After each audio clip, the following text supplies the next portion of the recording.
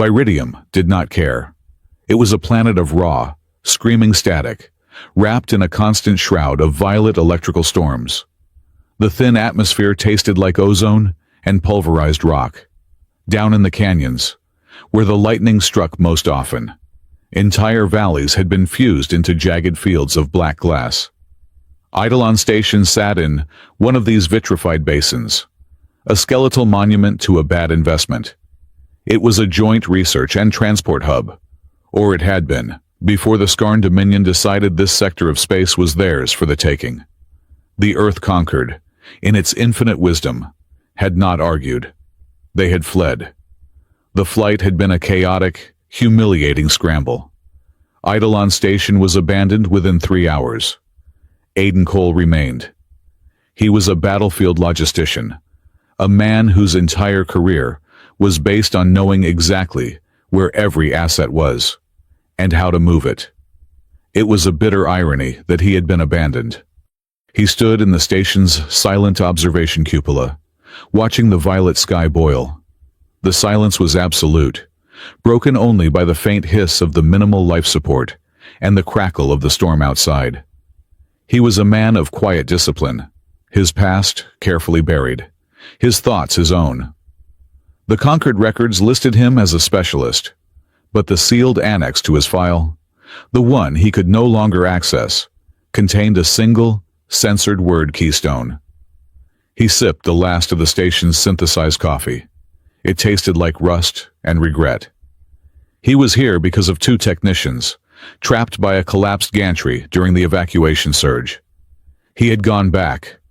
Logistics, after all, was about moving assets, and human assets were the most valuable. He had cut them free and guided them to a secondary extraction point, just as his own transport, the Resolve, lifted off without him. The comms died 40 minutes later. The Concord fleet jumped, leaving the sector dark. Before the network fully collapsed, he had managed to access the preliminary casualty rosters. There, under the heading Eidolon Station Personnel, he found his own name, Cole. Aiden, Specialist, KIA. He had stared at the 3 letters, killed in action. Saves on pension paperwork, I suppose, he muttered to the empty room. He could have used the station's medical bay to end it, a quiet, painless drift into oblivion. But the thought curdled in his stomach. He was a logistician. He did not approve of waste, and a life, even one declared forfeit by distant admirals, was still an asset. He would not die quietly in a tomb built by cowards. He would hold the station.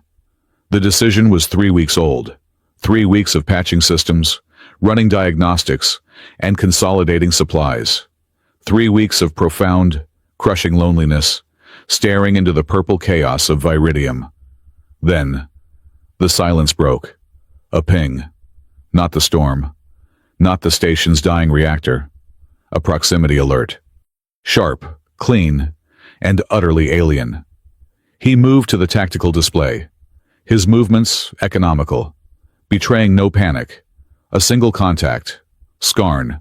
A Ripper-class scout ship. A biomechanical predator, shaped like a jagged shard of obsidian. It was sweeping the vitrified valley, moving with predatory confidence. They must have detected the faint heat signature of the life support he needed to survive. A single living human, a whisper of warmth in a cold, dead station. To Skarn, sterilizing was an imperfection. Aiden watched the scout's patrol vector. It was methodical. It would find the station's main entrance in perhaps 2 hours. He needed an edge. He had sidearms. But against a Skarn scout, that was like throwing rocks at a dreadnought. He needed something more. His mind raced over the station's manifests. The Concorde had left everything not bolted down, and half the things that were. They had also abandoned the contents of Sub-Level 4, Bay 12, the non-standard acquisitions bay. It was where the science teams dumped artifacts and anomalies they could not analyze or weaponize. Junk. Aiden took the maintenance lift down, the metal cage groaning in the silence. Sub-Level 4 was cold. the air thick with the smell of dust and forgotten potential. He found it under a heavy radiation-proof tarp. It was not impressive. It was a dull, coppery framework, vaguely humanoid, but built with an alien grace. It looked less like armor and more like a sculpture of a nervous system. The manifest tag, flickering on a dying data slate, read Aurelian origin, resonance frame, analysis inert, ritualistic, use unknown. The Aurelians. An ancient, aloof species the Concord rarely interacted with. The human scientists had dismissed the frame as ceremonial junk. Aiden looked at his hands. The knuckles were scarred. Old memories surfaced. The Keystone program. They had trained him in discipline, in focus. They had taught him to interface with systems not through code, but through will. They had trained him to synchronize his heartbeat to quantum processors, to calm unstable energy fields with a thought. They had tried to turn men into living control rods. Most candidates went insane. Aiden had just become quiet. He reached out and placed one hand on the cool metal of the Aurelian frame. He closed his eyes, falling back on his training. He tried to push a diagnostic query, a simple pulse of intent. Nothing. The frame remained inert, cold metal. He sighed, a puff of frustration. His heart hammered against his ribs, a steady, disciplined rhythm, but fast. The adrenaline of the hunt, thump, thump, thump, on his wrist-mounted monitor. The feed from the external sensor array tracking the Skarn scout suddenly dissolved into a blizzard of white static. It lasted only a second, a single, violent pulse that coincided exactly with the beat of his heart. Aiden froze. He held his breath. The sensor feed cleared. The Skarn scout was still there, sweeping the glass valley, oblivious. Slowly. Aiden placed his hand back on the frame. He did not try to push. He did not command. He just was. He focused on his pulse, on the adrenaline singing in his blood, on the cold fury he felt toward the Skarn, toward the conquered, toward the universe that had left him here to die. He let the disciplined anger rise. Thump, thump, thump. The sensor feed shrieked. The static was so violent it almost blinded the display. On the main tactical screen, the Skarn scout's icon flickered, out in the valley. The ship itself physically shuddered, its bioelectric sensors overwhelmed by a wave of pure, resonant noise. It banked hard, disoriented, its search pattern broken. Aiden pulled his hand away, breathing hard. The sensor feed stabilized instantly. A slow, cold grin spread across his face. It was not the frame, it was him. The frame was not a power source. It was an amplifier. It listened to the biological resonance his Keystone training had unlocked, and it screamed it at the universe. The Skarn scout, confused but aggressive, was now heading directly for the station. It assumed the interference was a primitive human defense system. It was coming to swat the fly. Aiden turned and sprinted from the storage bay. He was not a soldier. He was a battlefield logistician. Soldiers break things. Logisticians control systems. And Eidolon Station, this entire tomb, was a system waiting for a command. He reached the operations hub, dust rising from the floor plates as he moved. The main consoles were dark, but the auxiliary power was still live. His fingers flew across the holographic interface, his mind already 3 steps ahead. "All right, Eidolon," he murmured, his voice rough from disuse. "The Conquered declared us dead. Let's show them what a ghost can do." He was not raising shields. The station had none. He was not arming weapons. Its lasers were offline. He was diving into the station's mainframe, into the guts of its environmental controls, its freight management systems, its atmospheric processors. He was a maestro pulling forgotten strings. He accessed the sensor grid, not to watch the Skarn, but to lie to it.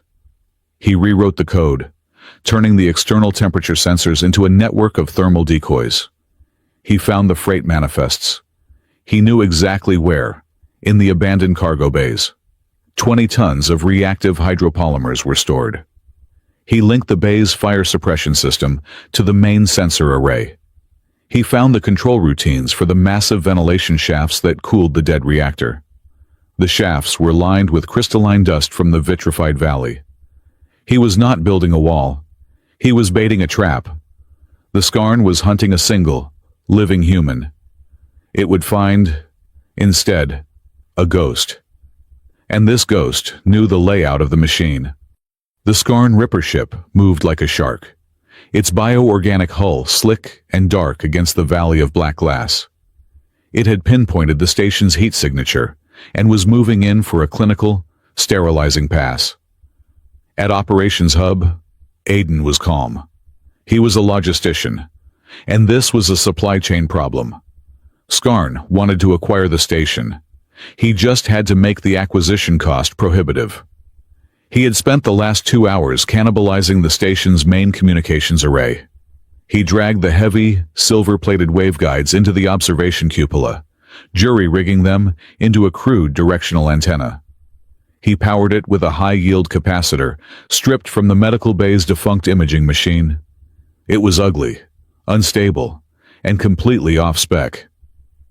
"A jammer shouldn't just be loud," he muttered, splicing the last wire. "It should be annoying." He did not link it to the Aurelian resonance frame. That was his ace. This was just a distraction.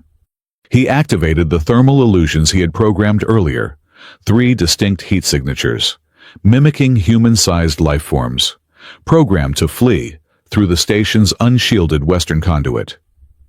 The Skarn scout slowed, its predatory instincts triggered. It saw the heat ghosts. It swiveled its bioplasma cannon and fired. A concentrated bolt of purple-white energy struck the conduit, vaporizing 20 tons of metal and rock. The station shuddered from the impact, and the lights flickered violently. "Right," Aiden said, analyzing the energy signature on his console. "Overkill. Got it."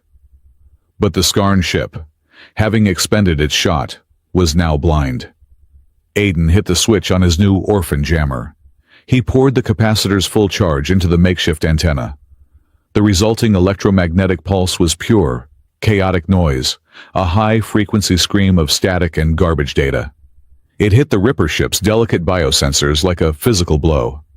The ship reared back, its internal lights flickering, its connection to the Skarn hive mind momentarily fractured. It fired again, wildly. This time at the source of the jammer, the observation cupola. Aiden was already gone, sliding down a maintenance ladder as the cupola dissolved into molten glass and shrapnel. The jammer was destroyed, but it had done its job. It had bought him time and, more importantly, information. He was running a diagnostic on the station's remaining external sensors when a new alert flashed. It was not the Skarn.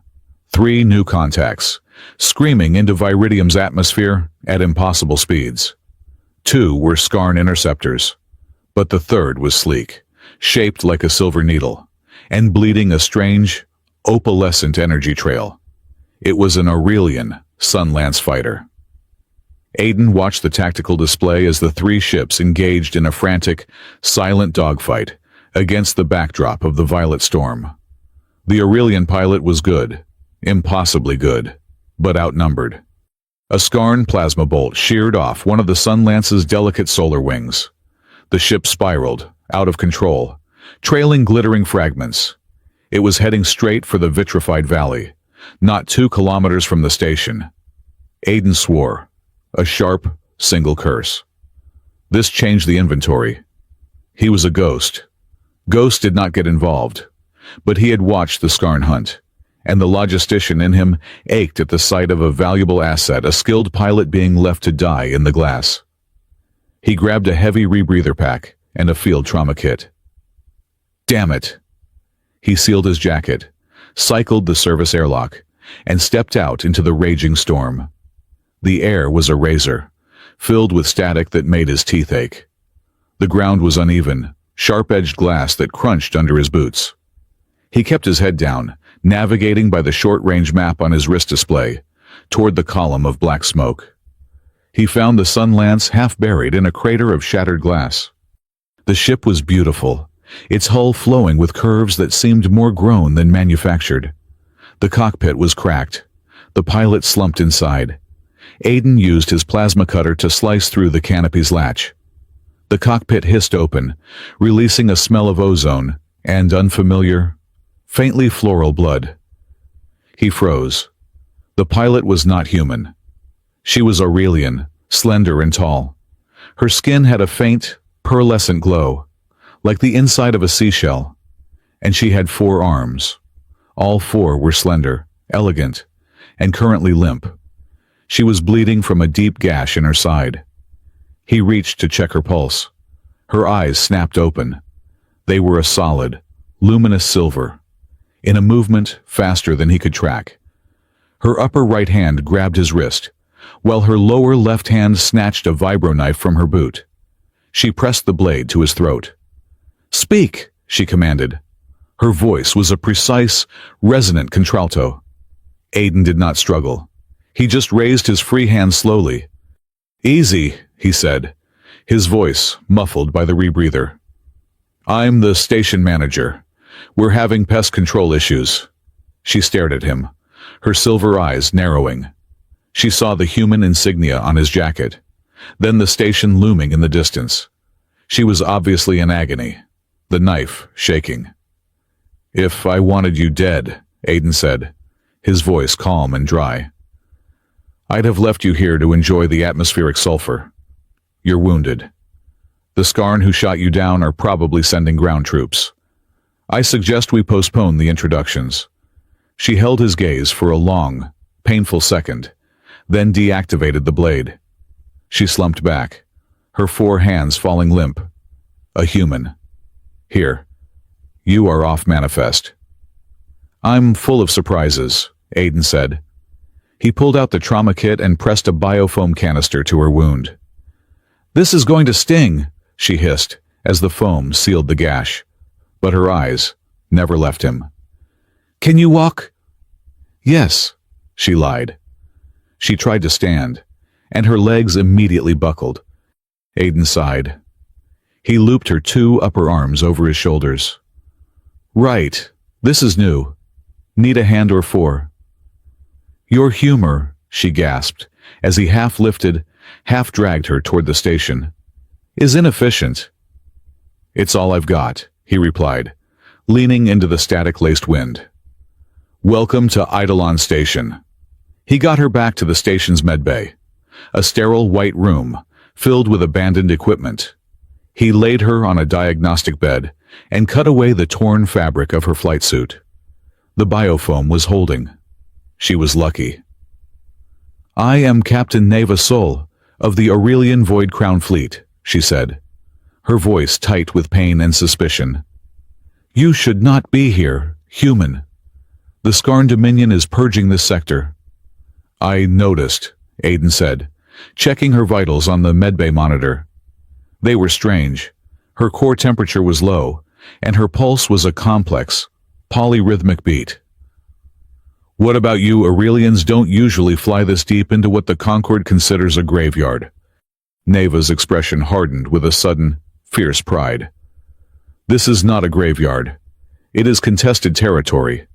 The Aurelian Empire is reclaiming the border worlds." She paused, as if testing his security clearance with her eyes.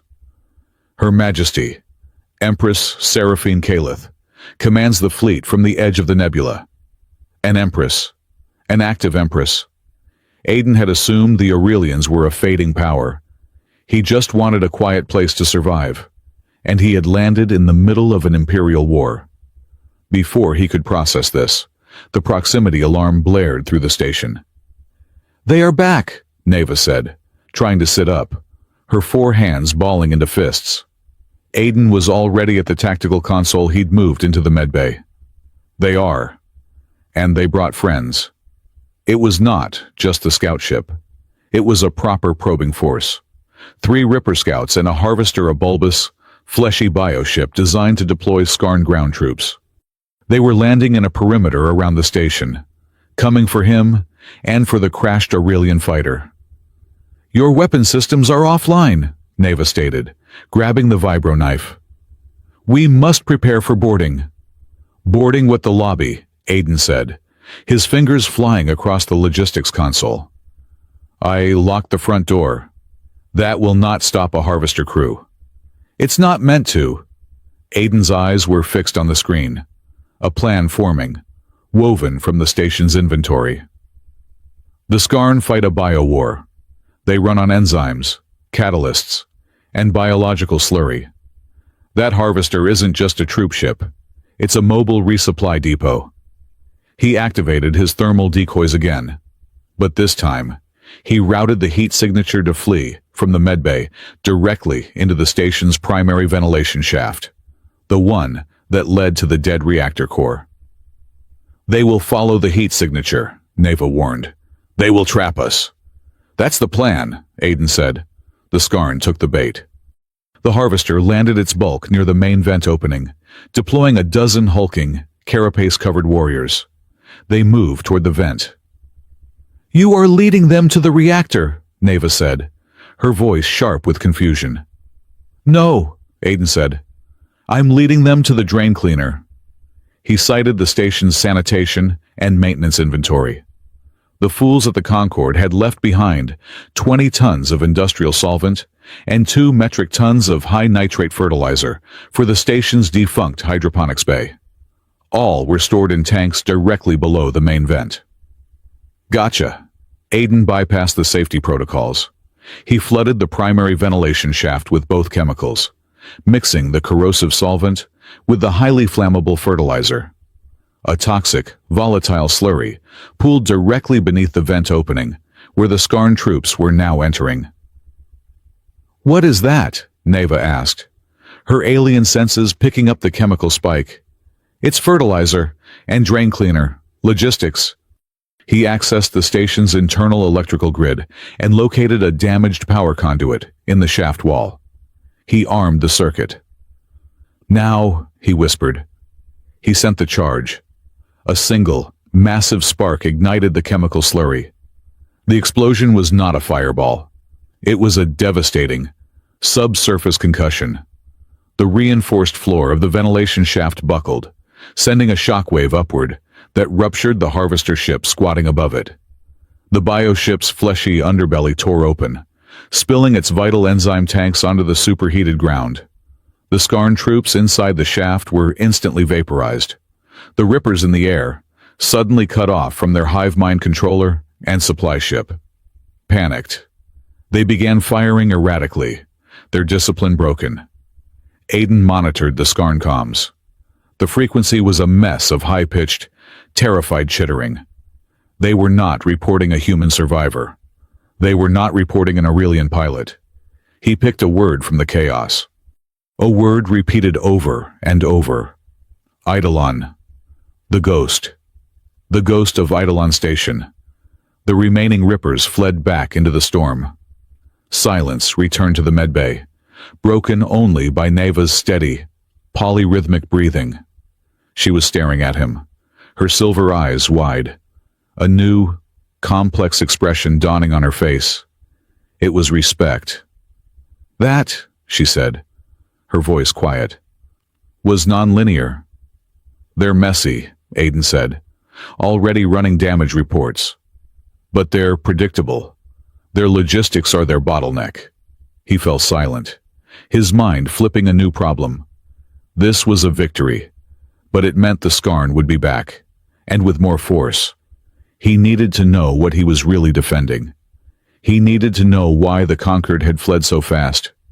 He left Neva to rest, sealing the medbay door, and went to the station's central archive.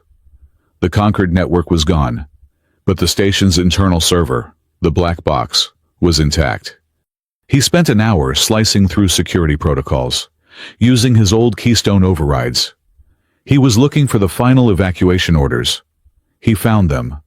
His blood went cold. It was not a general retreat. It was a specific, encrypted directive. Order evacuate Eidolon Station. All personnel. Zero asset protocol. The facility is considered forfeit.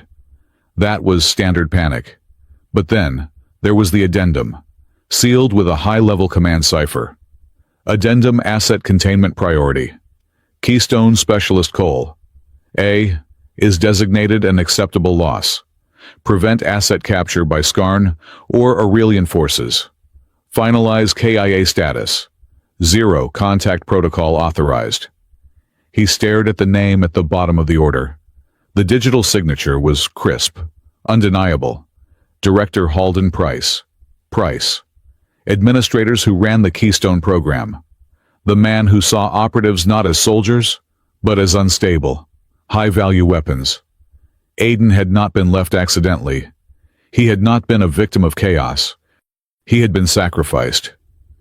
Price had signed his death warrant to keep the secret of the Keystone program buried here with him. The cold, disciplined desire for survival that had kept him going for weeks suddenly turned hot.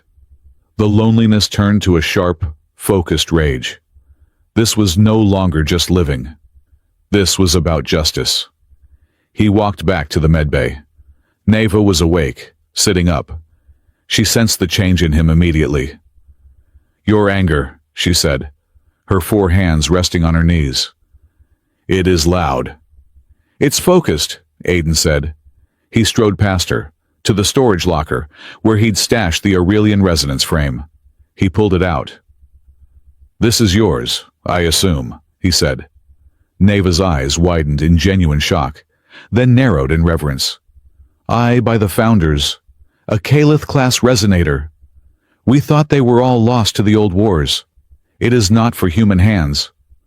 "It's not doing much," Aiden said, his voice flat. "It just listens." "What do you mean, show me?" Aiden said, echoing her words. He placed his 2 hands on the coppery framework. He closed his eyes. He did not think about the Skarn. He did not think about the station. He thought about Director Halden Price and the cold, bureaucratic signature that had declared him dead. He let the rage build, but he did not let it break. He focused on it. He channeled it into the steady, hammering beat of his heart.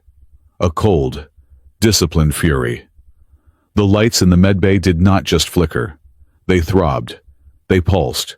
Bright then dim. Bright then dim. In perfect time with his heartbeat. Neva gasped.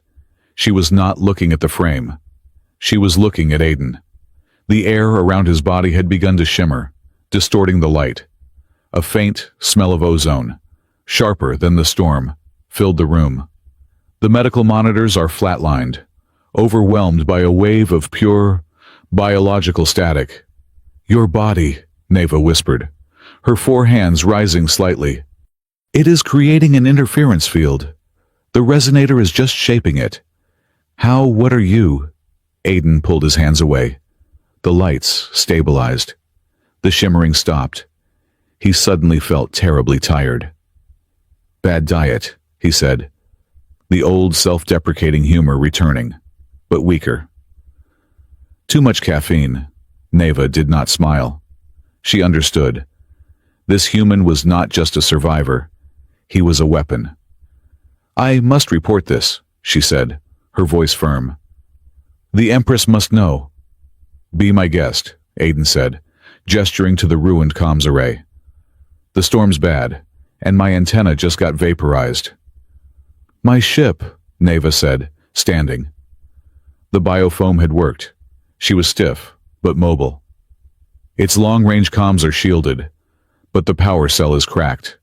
If you can interface it with the station's main power." "I can," Aiden said. It took them 3 hours. 3 hours of Aiden rerouting massive power cables, and Neva bypassing her ship's Aurelian security protocols. Finally, they boosted a single, tight beam signal, bouncing it off Iridium's turbulent ionosphere toward the coordinates of the Aurelian fleet. Neva sent her report. Codex Eidolon. Confirmed Skarn presence. Asset lost. Rescued by... She hesitated, looking at Aiden, who was drinking the last of the station's bad coffee. Rescued by lone human operative. The operator has secured the station. Tactics nonlinear. Enemy disoriented. Operative is in possession of Calith-class resonator. He resonates. She finished the burst transmission, requesting contact. They waited. The silence in the operations hub was heavy. Shared. The Skarn were there. Regrouping. The Concord was gone. The reply came 4 hours later. It was not a simple burst of data. It was a wave of pure, regal power. The signal sliced through the planet's interference as if it did not exist. It overrode every console in the station. Lights flashed. Systems Aiden had marked as dead suddenly powered on. Their screens displaying a single, intricate crest, a star held between 4 graceful arms. "That's not a military signal," Aiden said, standing slowly. "That's encrypted at a level I've never even seen." Neva stood rigid, her 4 hands clasped behind her back in a gesture of absolute discipline. "It is a royal warrant, from the Void Crown." A voice filled the room. It was not human, not Aurelian, but a perfect, synthesized translation that carried an echo of immense authority. "Captain Saul, we acknowledge your report. The ghost of Eidolon is of great interest. Her Imperial Majesty, Empress Seraphine Calith, will contact directly." Aiden looked from the glowing crest on the console to Neva. An Empress, Skarn warriors, a traitorous director. He was just a logistician who had missed his ride. Neva met his gaze. Her face was a complex mask of awe, confusion, and something he had not seen before. A profound, instinctual warning. She was realizing he was not just a complication. He was a catalyst. "Well," Aiden murmured, draining his cup. "This complicates the inventory."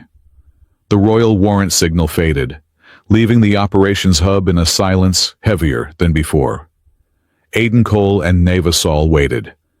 2 disparate pieces of flotsam in a dead station, suddenly illuminated by an imperial spotlight.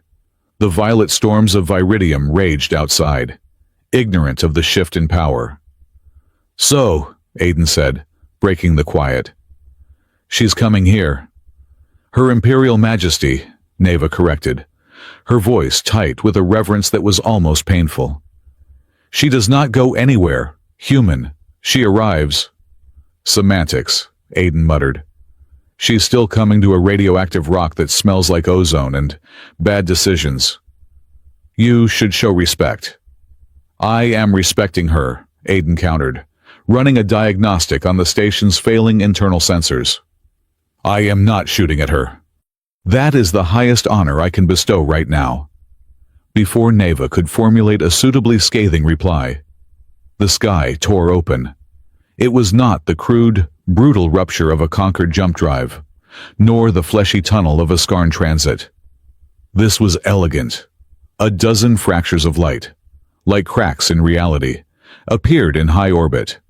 From them emerged the Aurelian Void Crown fleet.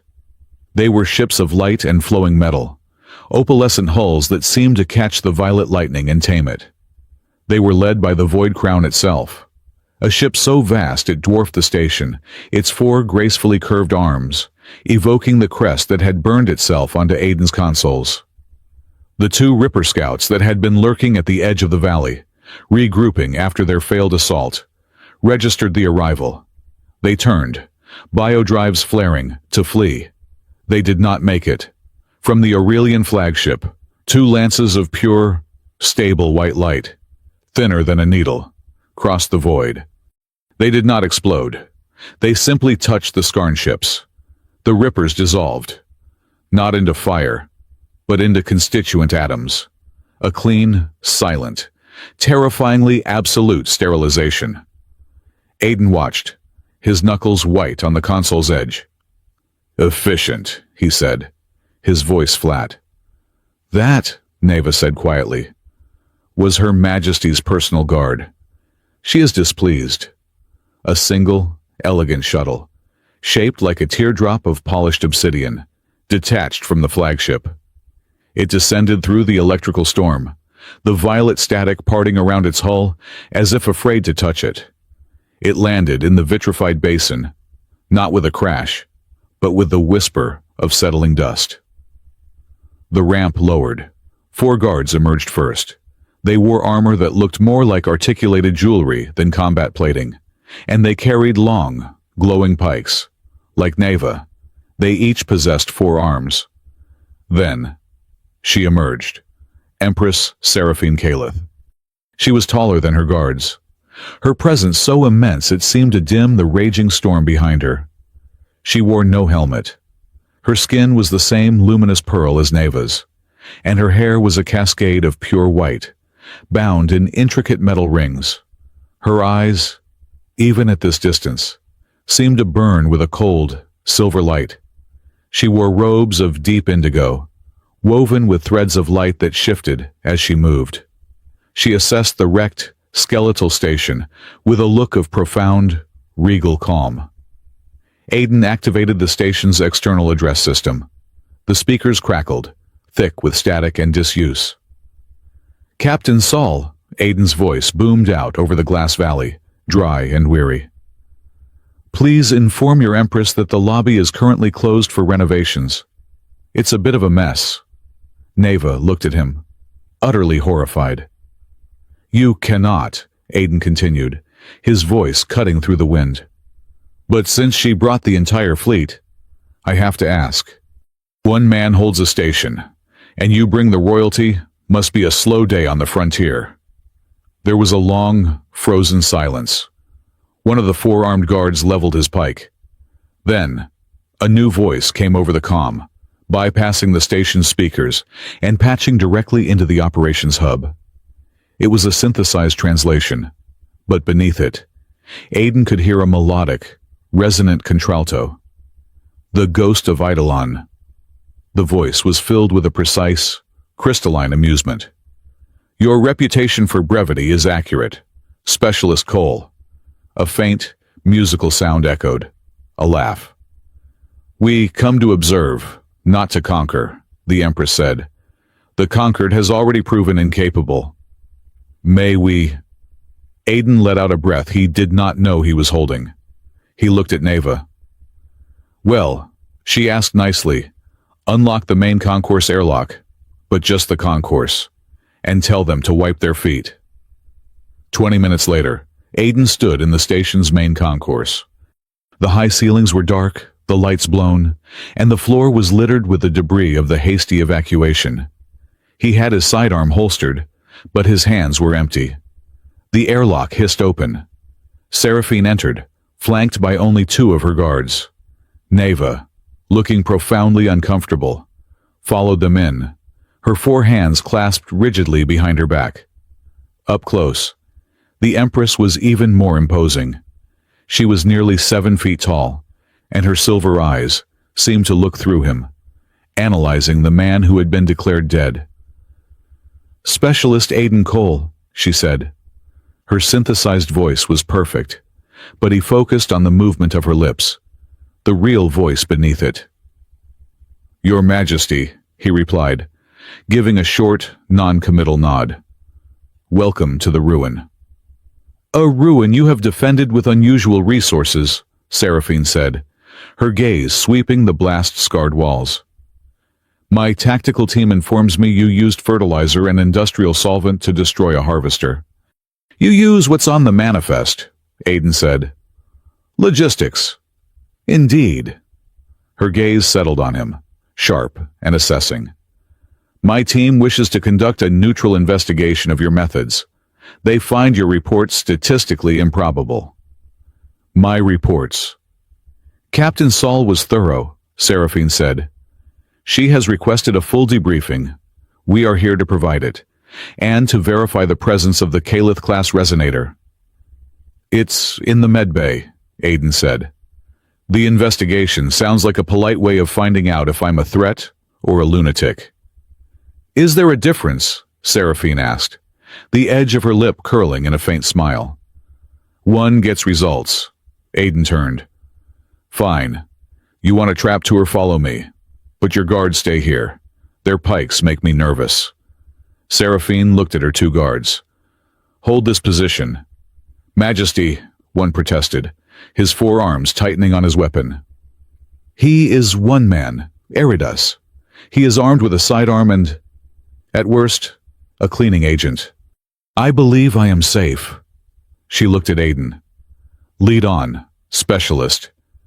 He led her through the dark, cold corridors, Neva trailing behind them like a thundercloud. He showed her the junction box he had overloaded, the chemical tanks he had drained, the wreckage of the orphan jammer and the shattered cupola. He spoke in the dry, economical tones of a logistician delivering an after-action report. He described how he had reverse-engineered the Skarn plasma signature to anticipate their firing pattern, how he had used the station's thermal mass to create heat ghosts. Seraphine listened. She asked no questions about tactics. Her questions were different. You were alone for 3 weeks, she stated, as they stood in the wreckage of the cupola, looking out at her flagship, a silver crescent against the violet sky. The station's VR library is terrible, Aiden said. Loneliness is a corrosive agent, specialist. It breaks discipline. Only if you let it. She turned to him, the light from the storm casting shifting shadows across her regal features. The Concord lists you as acceptable loss, a statistical rounding error to balance a budget. Aiden felt the familiar, cold anger rise. They value efficiency. I became inefficient. That is the flaw in your species' logic, Seraphine said, her voice quiet, the synthesized layer momentarily dropping. You see assets as expendable. The Empire sees merit as irreplaceable. A tool can be rebuilt. A mind that weaponizes fertilizer in a siege that is unique. That is merit. Aiden looked at her, truly looked at her, for the first time.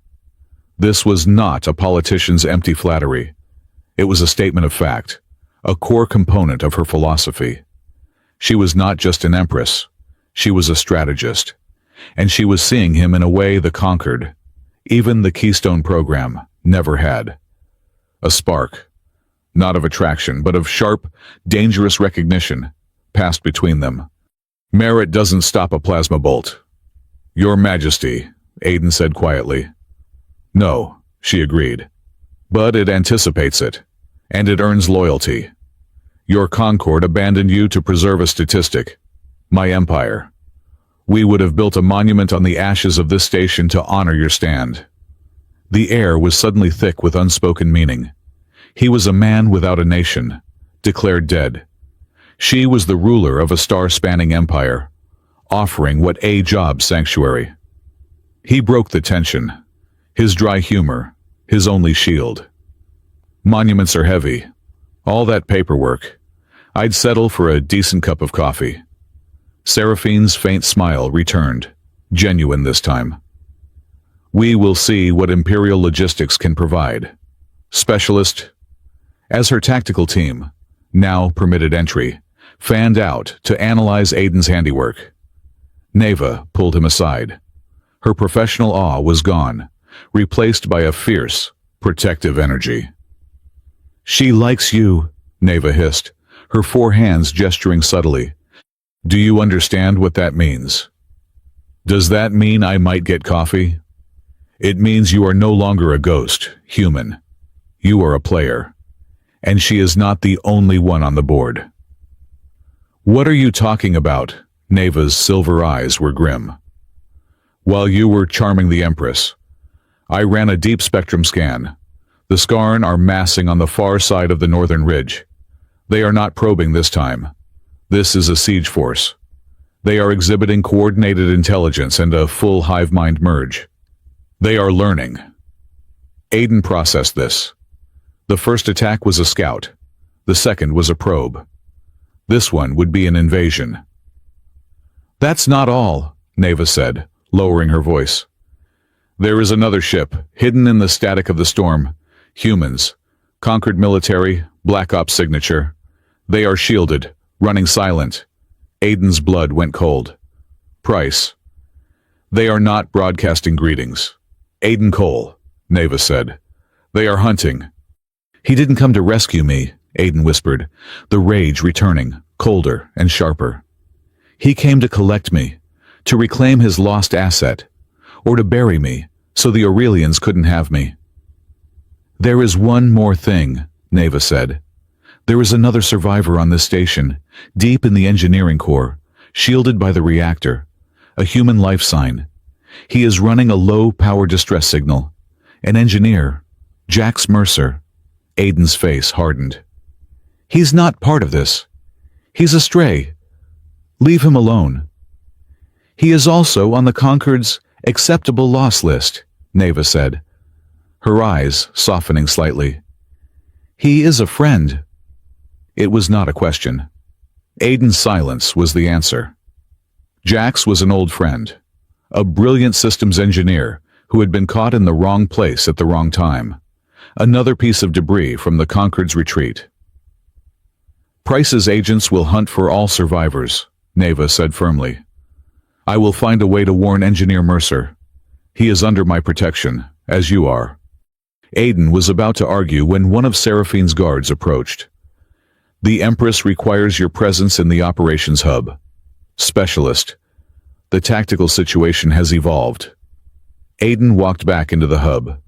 It was no longer his private sanctuary. It was a joint command center. Aurelian technicians were interfacing their own glowing, holographic data slates with his crude, blocky Concord consoles. Seraphine stood before the main tactical display. It now showed the valley, but overlaid with Aurelian data. Dozens, perhaps hundreds, of red Skarn biosignatures were moving, converging on the station. They have learned, Seraphine said, not looking at him. They will not fall for your chemical traps twice. They will come from all sides, a brute force assault.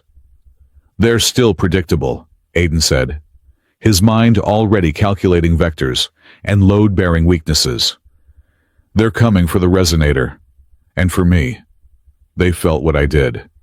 Seraphine turned to him, her silver gaze intense, pinning him to the spot. Captain Saul's report was compelling. She said you resonated, that your body, not just the artifact, created a field. We have legends of this, a synthesis of biology and will. We thought it lost to the old wars. She made her offer, her voice dropping into a register of pure command. My fleet can obliterate this force in 4 minutes. Specialist. We can sterilize this entire valley. But we will learn nothing. The Skarn will retreat, and we will have gained no insight. They will simply adapt again. She gestured to the screen, where the red icons were forming into attack waves. They are not here for the station. Aiden Cole. They are here for you. This is a unique tactical opportunity. He understood immediately. The cold dread returned. He was an asset again. You want to watch, he said, his voice flat. You want to see the ghost perform.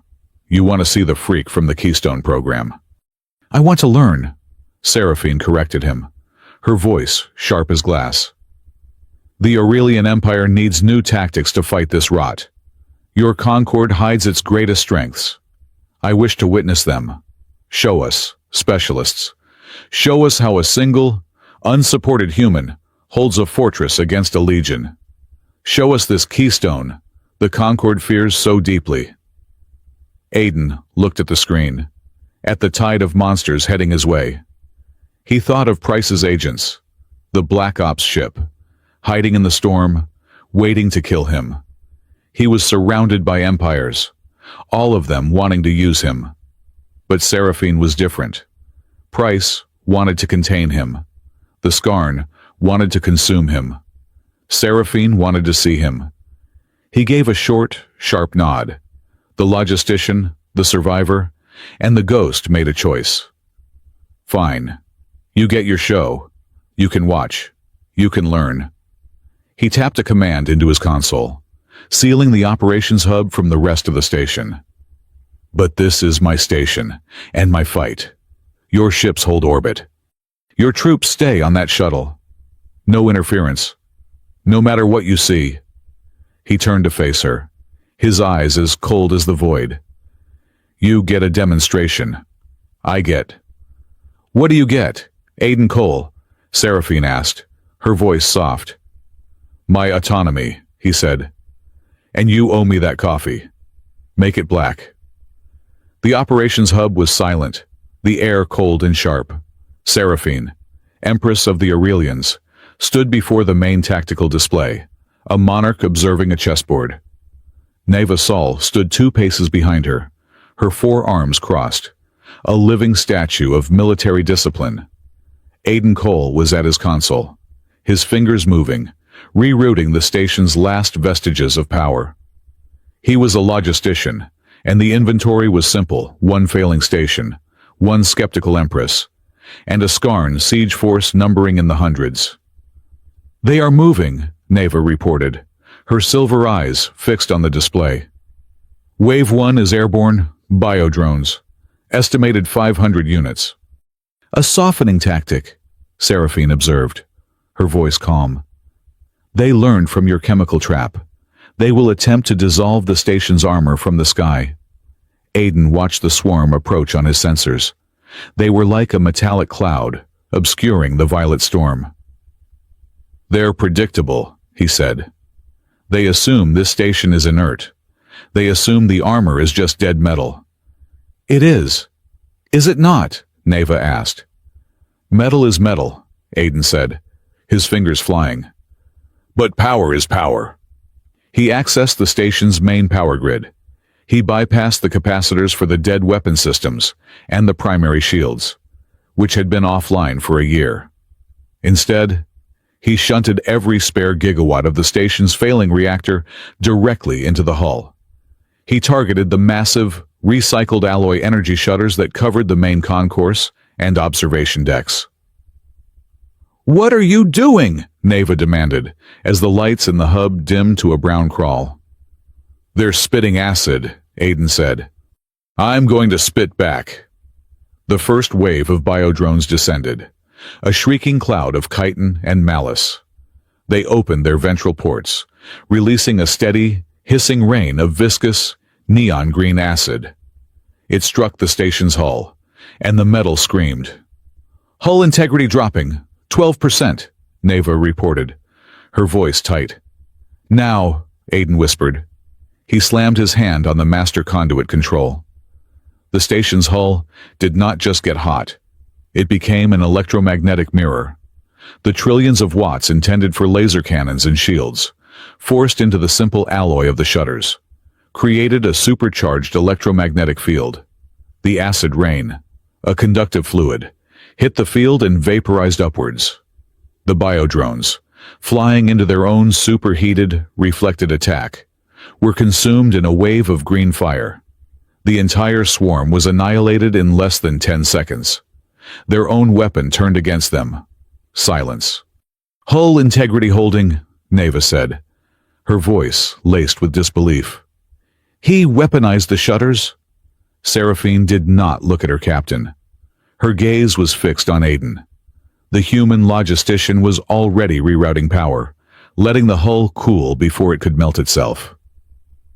A non-linear solution, Seraphine murmured, a flicker of profound interest in her silver eyes. You did not build a shield, specialist. You built a reaction. You turned their supply line into a weapon. Waste not, want not, Aiden said, his voice strained. The power surge had nearly blown the hub's consoles. Impressive, Neva conceded. But that was the distraction. On the tactical display, the ground was moving. The Skarn, undeterred by the loss of their air support, were committing to the main assault. They are breaching the main concourse, Neva said, her voice hardening.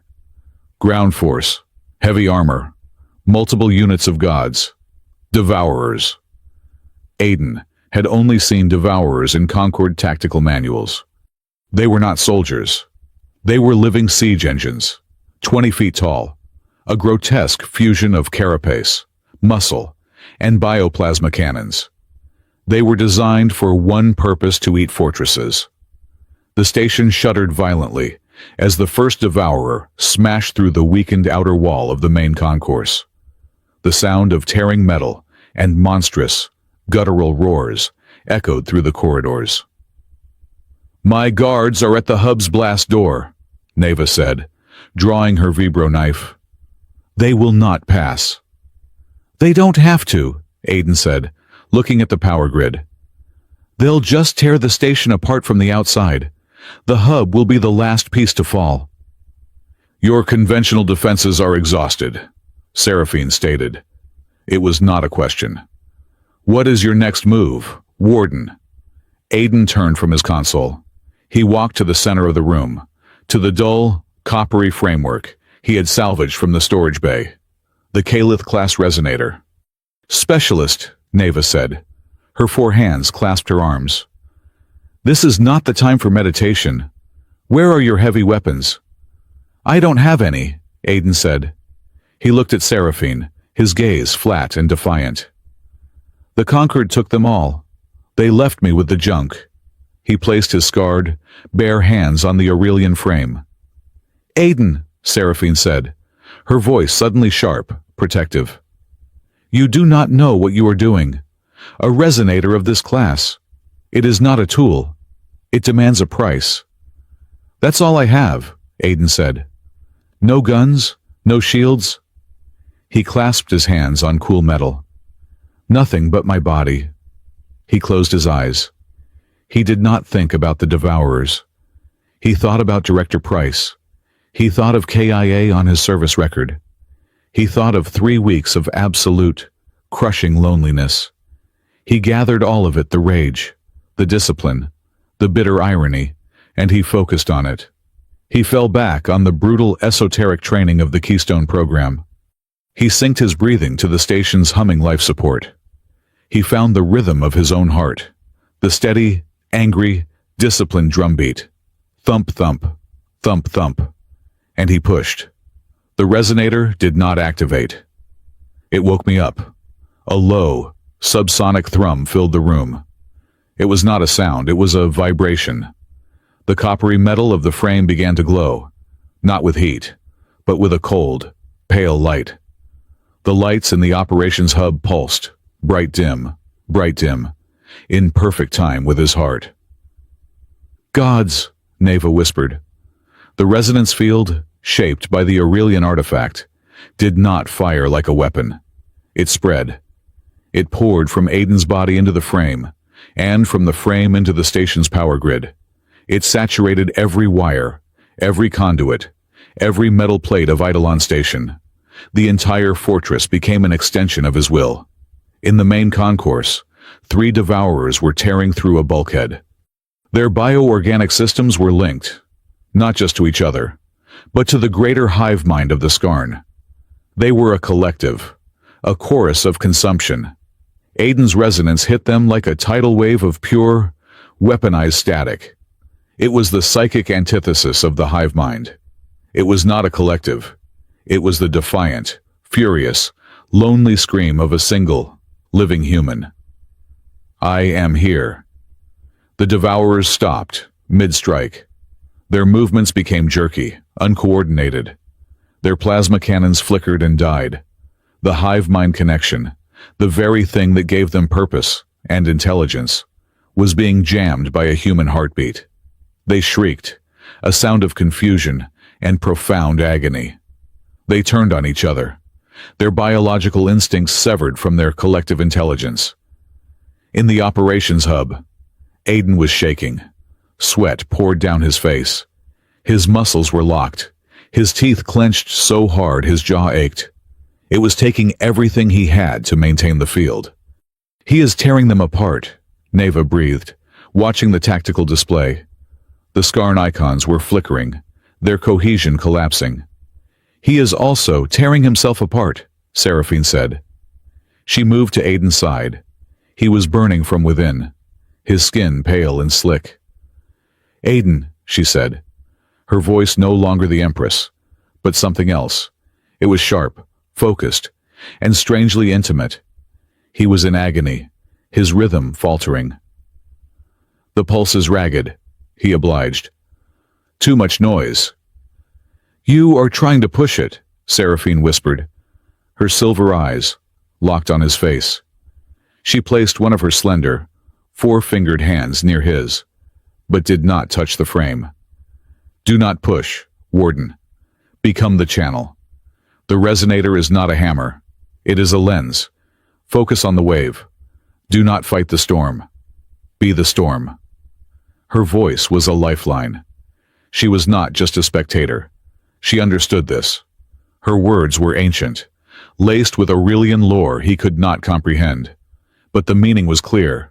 Control. Discipline. Focus. He inhaled a sharp, ragged breath. He stopped fighting the energy and guided it.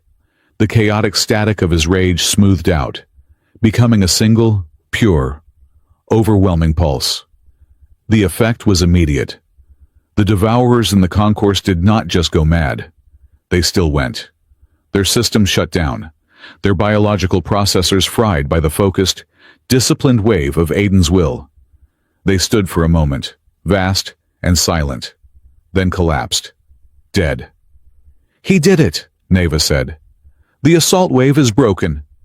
At that moment, a frantic signal burst through the comms, routed by Neva.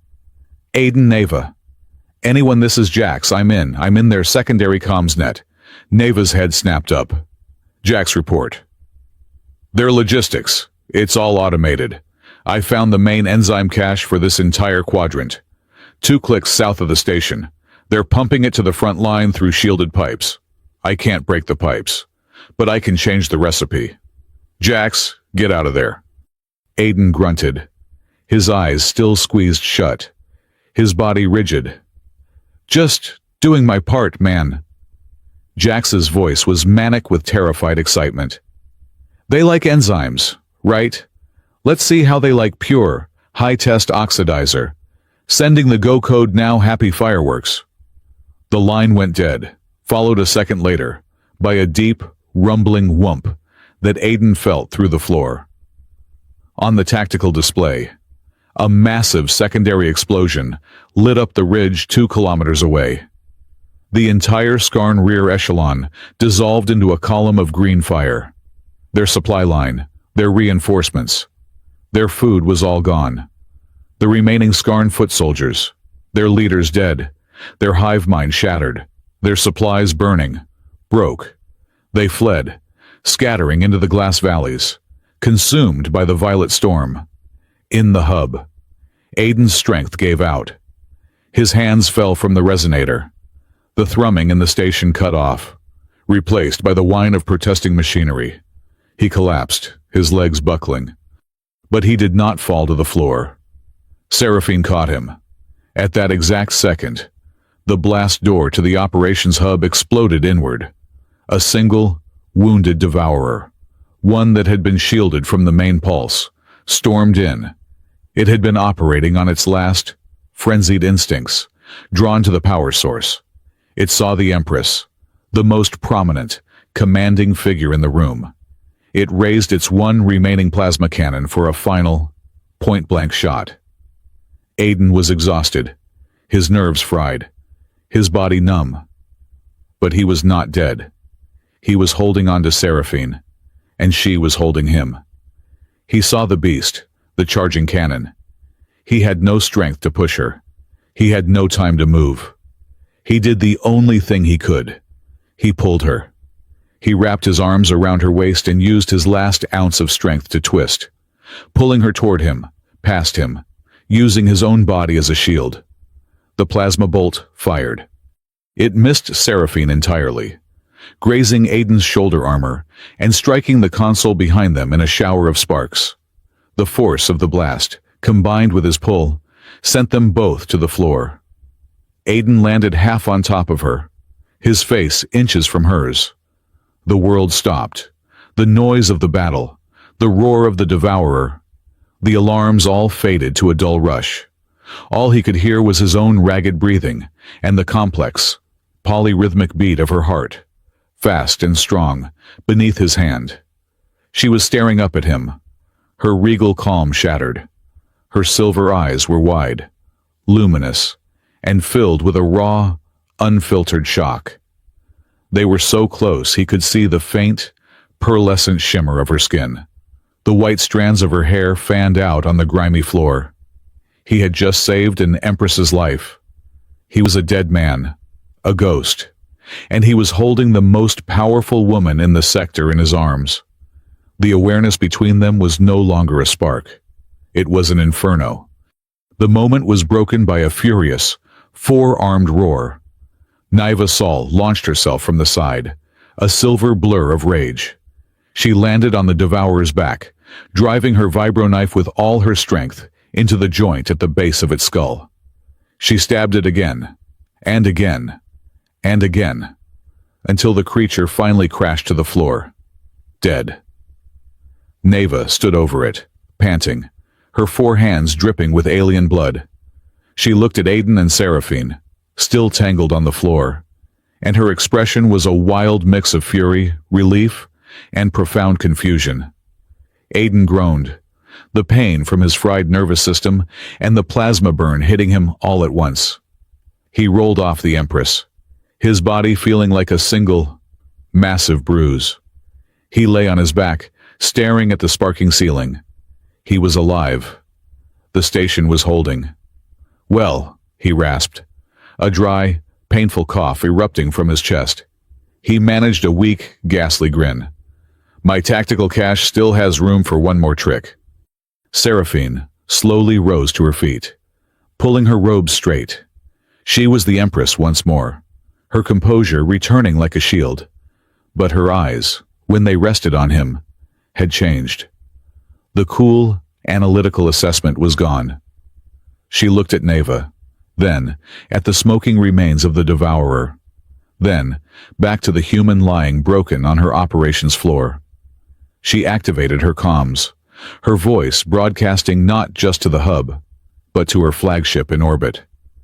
"Captain Sol," she commanded. "Majesty," Neva said, snapping to attention. "Update the fleet registry. The human designation, Ghost of Eidolon, is insufficient." Seraphine looked down at Aiden, her voice softening, but filled with a new, iron-willed authority. "Henceforth, this station is under Imperial protection, and he is the Warden of Eidolon."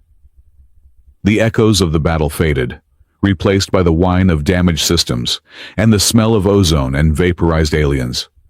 Aiden Cole lay on the floor of the operations hub, the world a painful, swimming blur.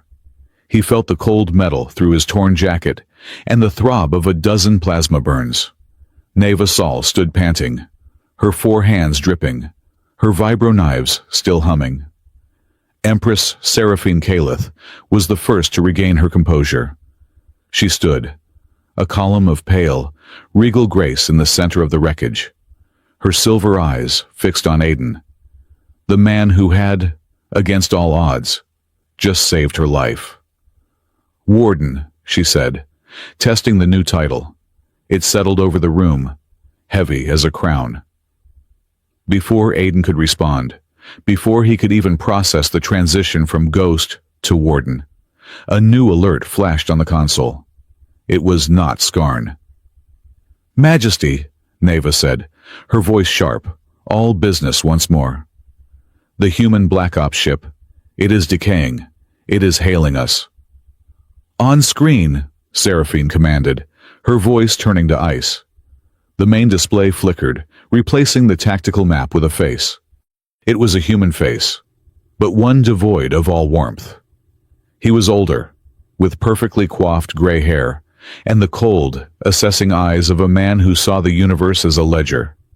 He wore a crisp, dark suit, not a uniform. Behind him stood two massive figures in black, sealed containment armor.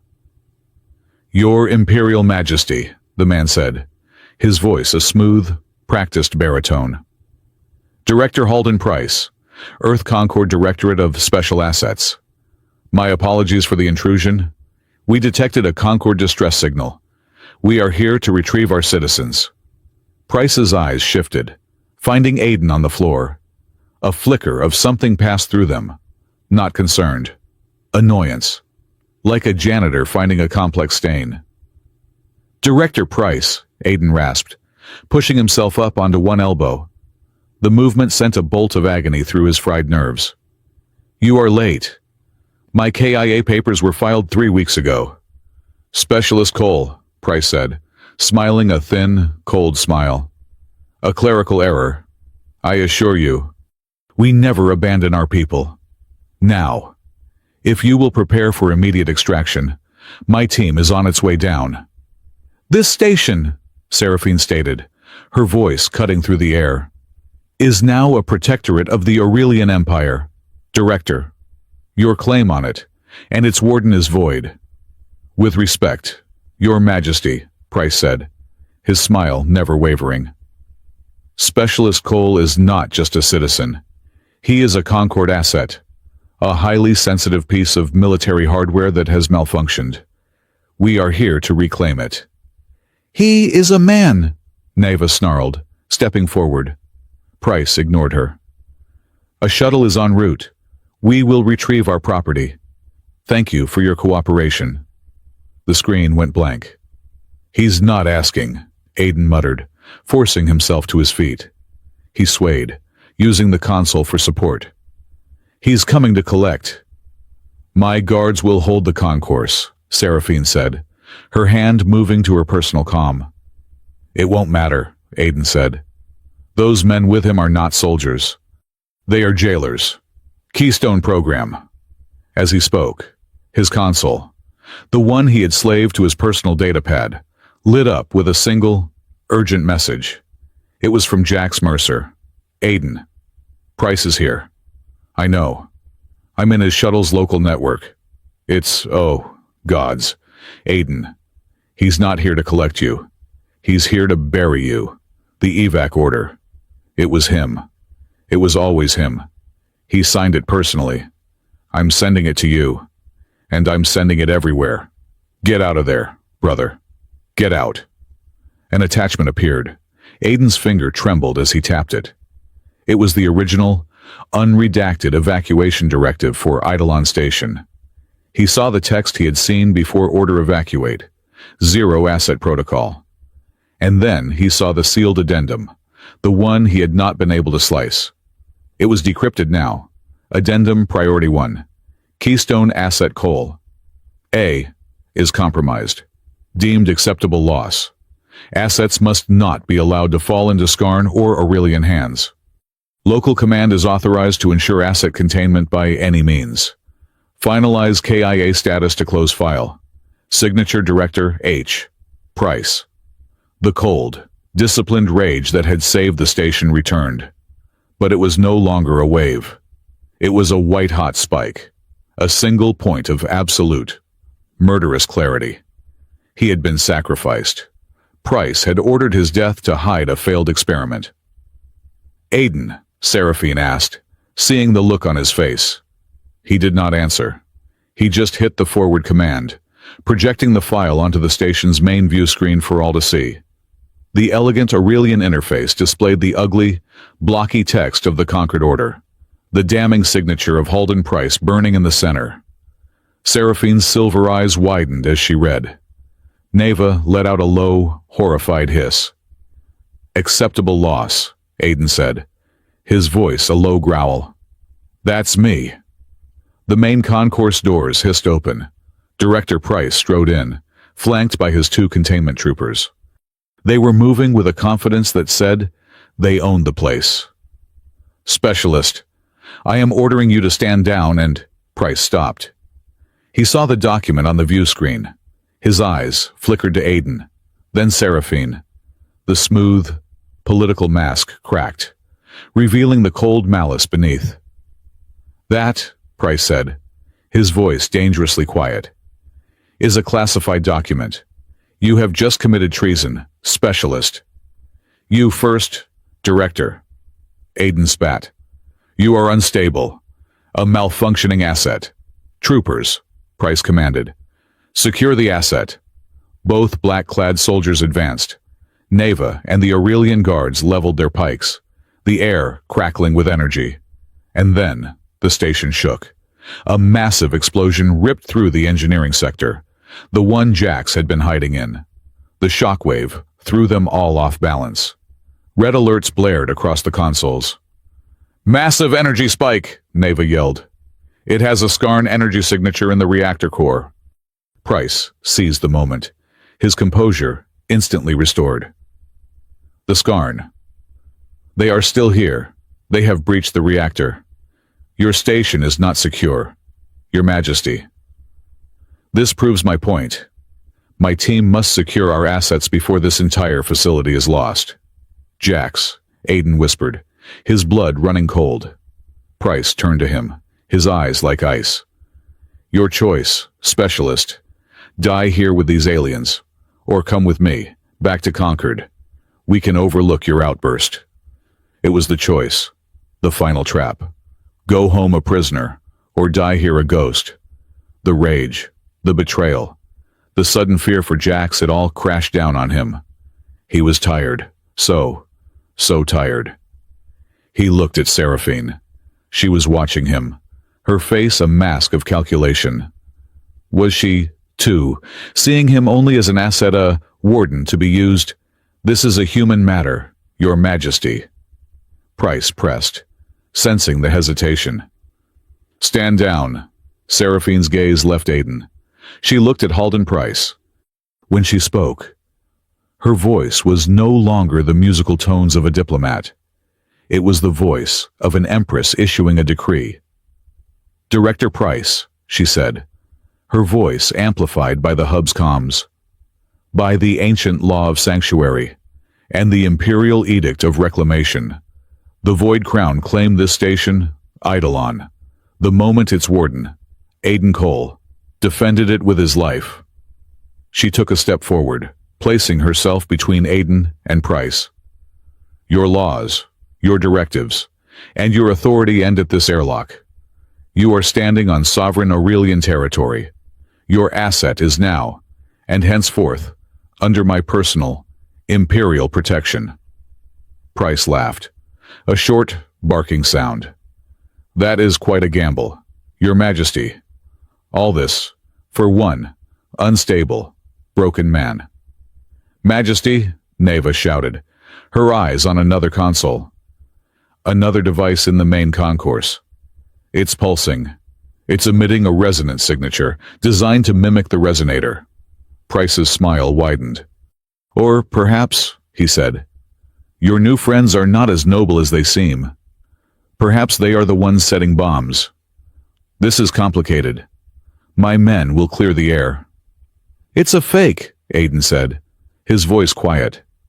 The fog of exhaustion was burning away. The pieces were clicking into place. The Skarn bomb in the reactor was too clean. No bioresidue. It was a replicator bomb, masked with a Skarn signature. "You are delirious, Specialist," Price said, his hand moving to his sidearm. "And now a new bomb," Aiden continued, his eyes finding Price's. "Designed to look Aurelian, to frame her, to start a war, to give you the perfect excuse to kill me, blame her, and walk away clean. That was your containment plan, was it not?" "Secure him," Price roared. But Aiden was already moving. He was not moving toward Price. He was not moving toward the door. He was stumbling, pushing himself, toward the Calith-class resonator. "Stop him!" Price screamed. "He is unstable." "He will detonate the other device." Aiden's hands gripped the coppery frame. The station, the human troopers, the Aurelian guards, they all faded. He was in the eye of the storm.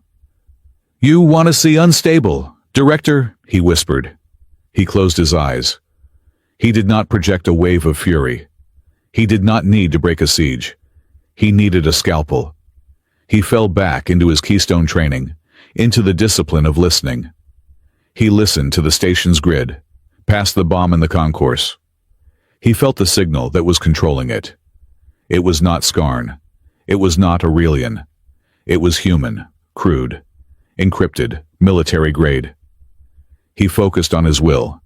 He did not send a wave. He sent a single, tight beam pulse of his own resonance. A query, a handshake coded in the old Keystone protocols. The decoy bomb in the concourse, the Aurelian device, flared. It was a receiver, but it was also a transmitter. It was being remotely controlled, and the signal was coming from inside the room. Aiden sent a feedback loop, a precise, vicious spike of pure, disruptive energy, back down the control signal. It was not an explosion. It was a whisper. Across the room, one of Price's two black-clad containment troopers screamed. It was a short, sharp sound, cut off instantly. The trooper's helmet sparked, a wisp of smoke leaking from the neck seal. He crumpled to the floor. Checkmate. The room was frozen in absolute silence. The second trooper. The decoy bomb. Price's entire plan, all of it, was exposed. Price's face contorted, the political mask vaporizing to reveal the rabid animal beneath. "Containment failure," he shrieked. "All units, retrieve the asset. Hostile action use of force authorized." He did not wait to fight. He turned and ran. He bolted from the operations hub, back toward his shuttle.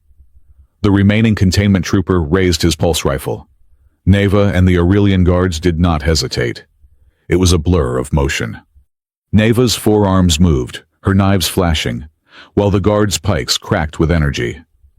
The fight was brutal, close quarters, and over in seconds. The trooper fell. Aiden did not watch. His eyes were on one man. He pushed off the resonator, his body screaming in protest. Adrenaline and pure, cold rage were the only things holding him together. He stumbled out of the hub, into the blast-scarred main concourse. Price was there, scrambling up the ramp of his black shuttle, screaming at the pilot to lift off. Aiden did not have a weapon. He had nothing but his own broken body. He ran. He launched himself through the air, tackling Price at the top of the ramp. They crashed onto the shuttle's floor. Price was screaming, clawing, a terrified, cornered politician.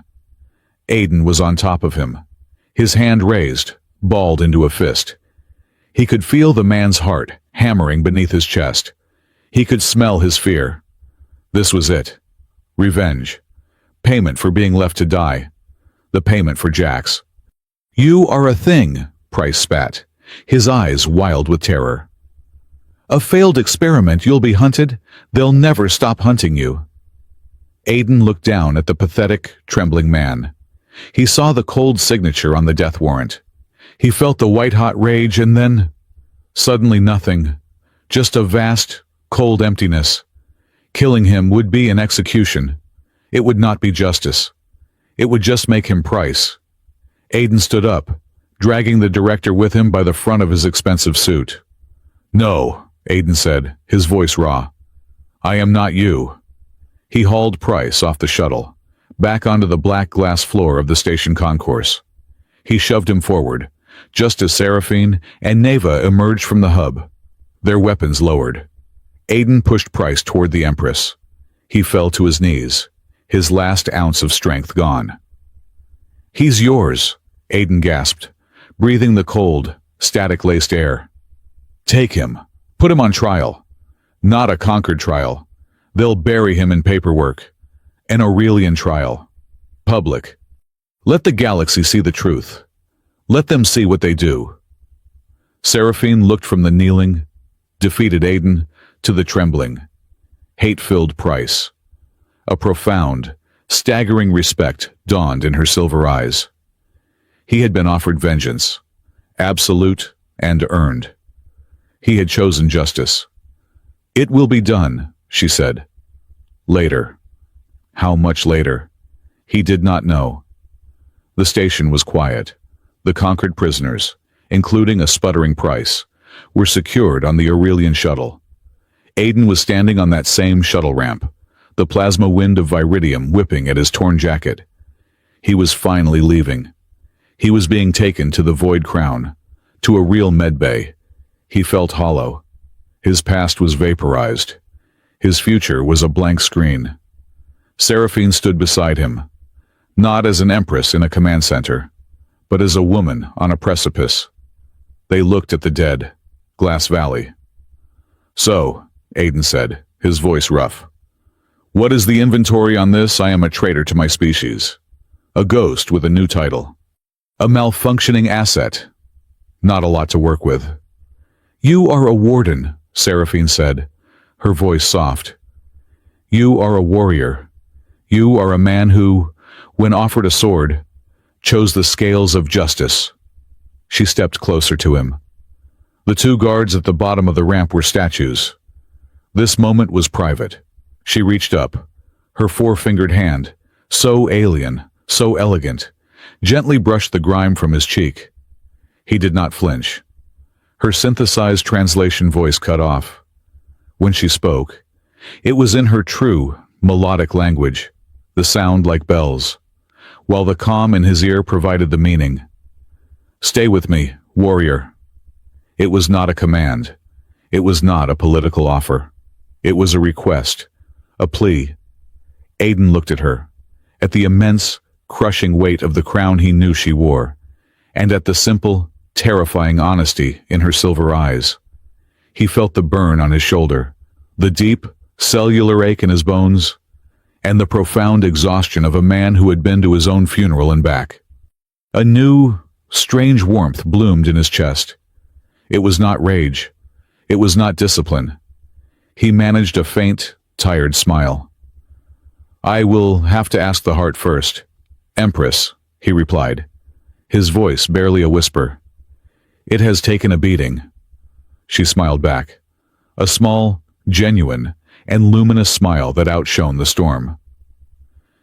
It appears to be the strongest part of you, Warden. Rest. We have paperwork to discuss. Aiden Cole woke to the color white.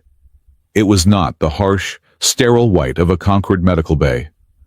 This was a soft, opalescent light that seemed to emanate from the walls themselves.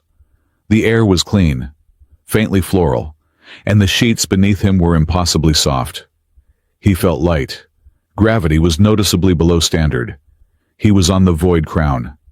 He sat up. His body ached, a deep, cellular exhaustion. But the raw, electric pain of nerve burn was gone. The plasma graze on his shoulder was covered by a shimmering, biological dressing. A figure moved into his peripheral vision. An Aurelian, wearing the pale gray robes of a healer. Like Neva.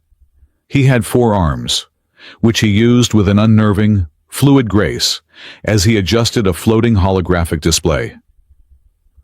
The warden is awake, the Aurelian doctor said, his translated voice calm and melodic.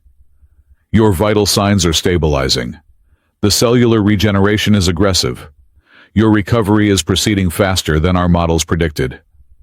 How long? Aiden's voice was a dry rasp. 4 days, the doctor replied. You've been stabilized.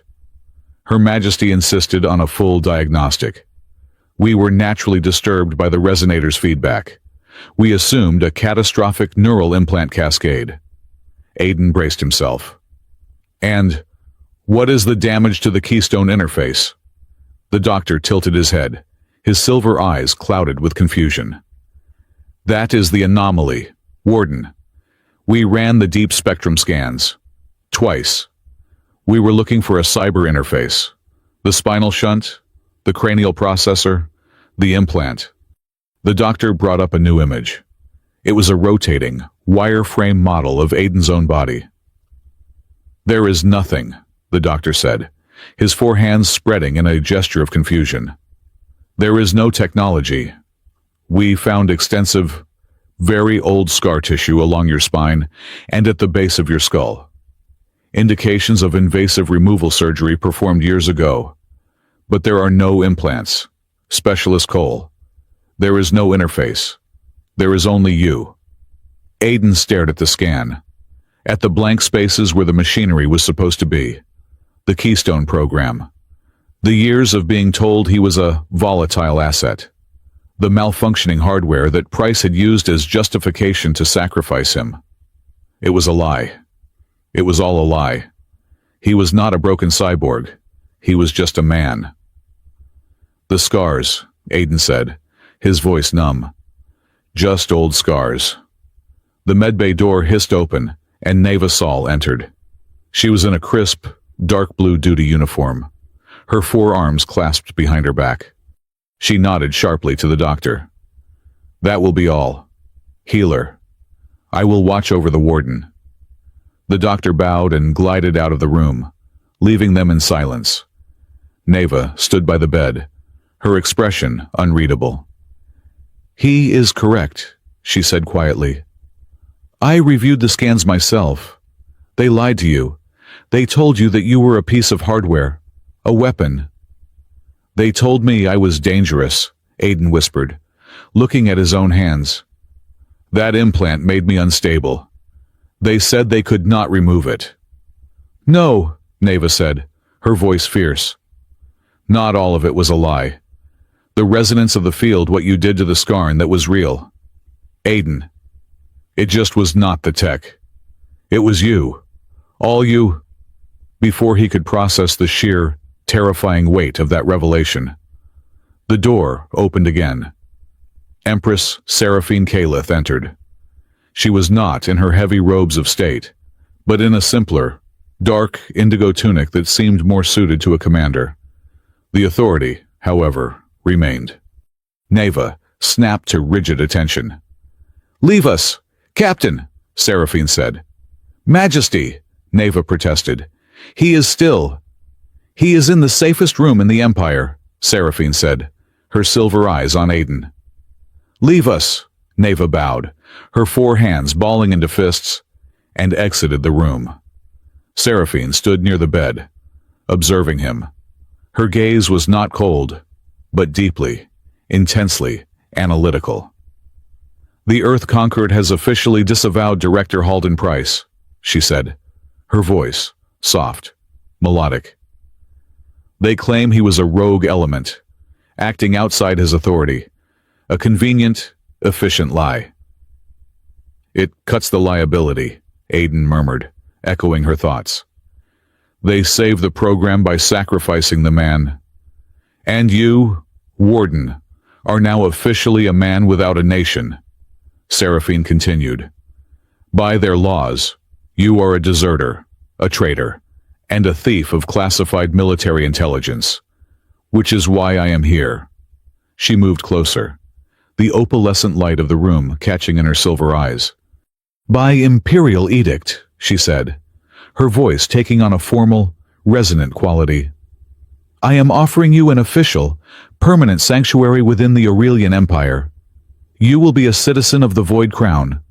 No conquered law may touch you. No human directive may claim you. You are safe.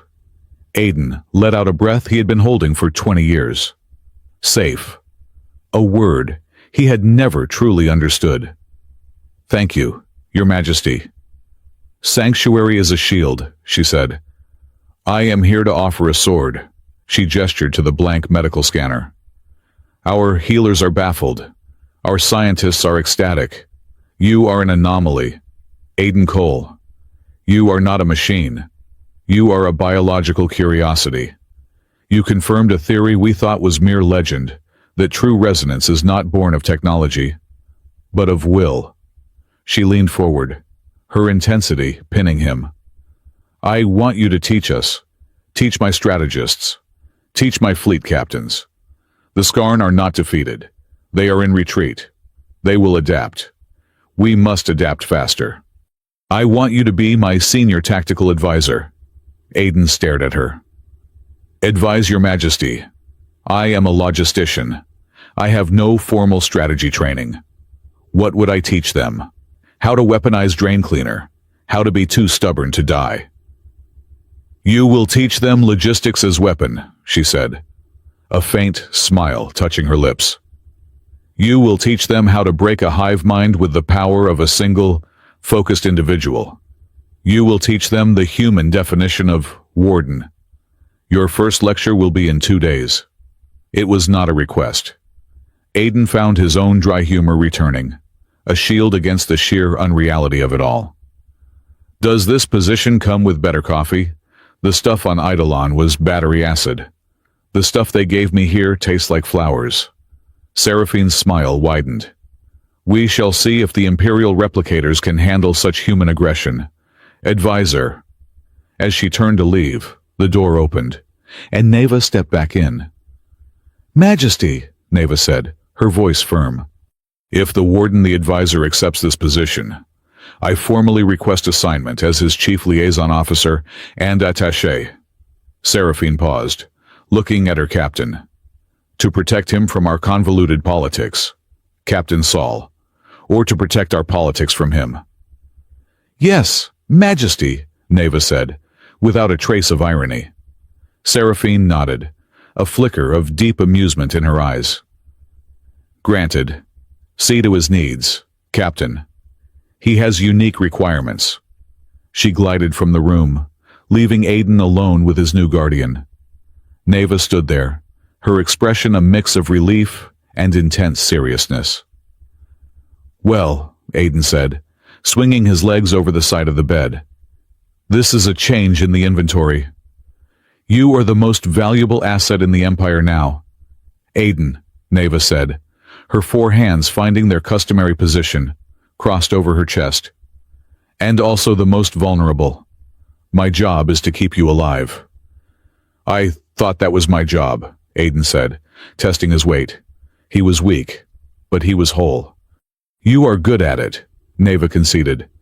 "But you are reckless, and these political halls are more dangerous than any scarn." The next week was a blur. The trial of Halden Price was swift, brutal, and broadcast across two civilizations. Jax Mercer, rescued from the smoldering ruins of the engineering bay by an Aurelian team, was the star witness. Granted full immunity, the engineer calmly, and with no small amount of smug satisfaction, laid out the digital breadcrumbs. He produced the unredacted orders, the financial records of Price's shell corporations, and the logs from the Black Ops ship. He even produced the final, damning transmission from the containment trooper. Aiden had fired a burn notice order, time-stamped before the explosion, authorizing the death of all witnesses, including the Empress. Price, stripped of his political power, was just a pale, terrified man. He was convicted by a joint Aurelian-conquered tribunal. He was sentenced to life imprisonment in an Aurelian rehabilitation colony. The Earth-conquered, facing a catastrophic scandal, was humiliated. They issued a formal apology to the Aurelian Empire and recalled their entire border fleet, citing a full investigation and command restructuring. Aiden knew what that meant. They were purging Price's loyalists and burying the Keystone secret deeper than ever. Aiden watched the verdict from an observation deck on the Void Crown. He felt nothing. Not joy, not victory, just closure. A very long, very bloody file was finally closed. Jax was a hero. His criminal record was wiped. Seraphine, recognizing his non-linear talents, had offered him a position as a senior systems architect, integrating human and Aurelian tech for the flagship's network. Aiden found him in a vast engineering bay, already arguing with a four-armed Aurelian engineer over diagnostic code. "So," Jax said, wiping grease from his hands and grinning, "saved the galaxy. Got a new job. And you are the Empress's tactical advisor now." "Huh. That is the title," Aiden said. "Right. Tactical," Jax said, winking. "Is that what we're calling it, man? You always did aim high." "It's good to have you back, Jax. I thought you were gone, in that explosion." Jax's grin faded. "It was close. I set the detonator and ran. That decoy bomb Price set, it almost got me. But Neva sent a team. She knew exactly where I was." He looked at Aiden, his humor gone. "She's good, Aiden. You both are. It feels good to be on the winning side for a change." Aiden's first lecture was intimidating. He stood in a vast amphitheater, shaped like a stepped pearl. Before him sat over 100 of the Empire's finest officers. All of them were Aurelian. All of them were watching him with skeptical, silver eyes.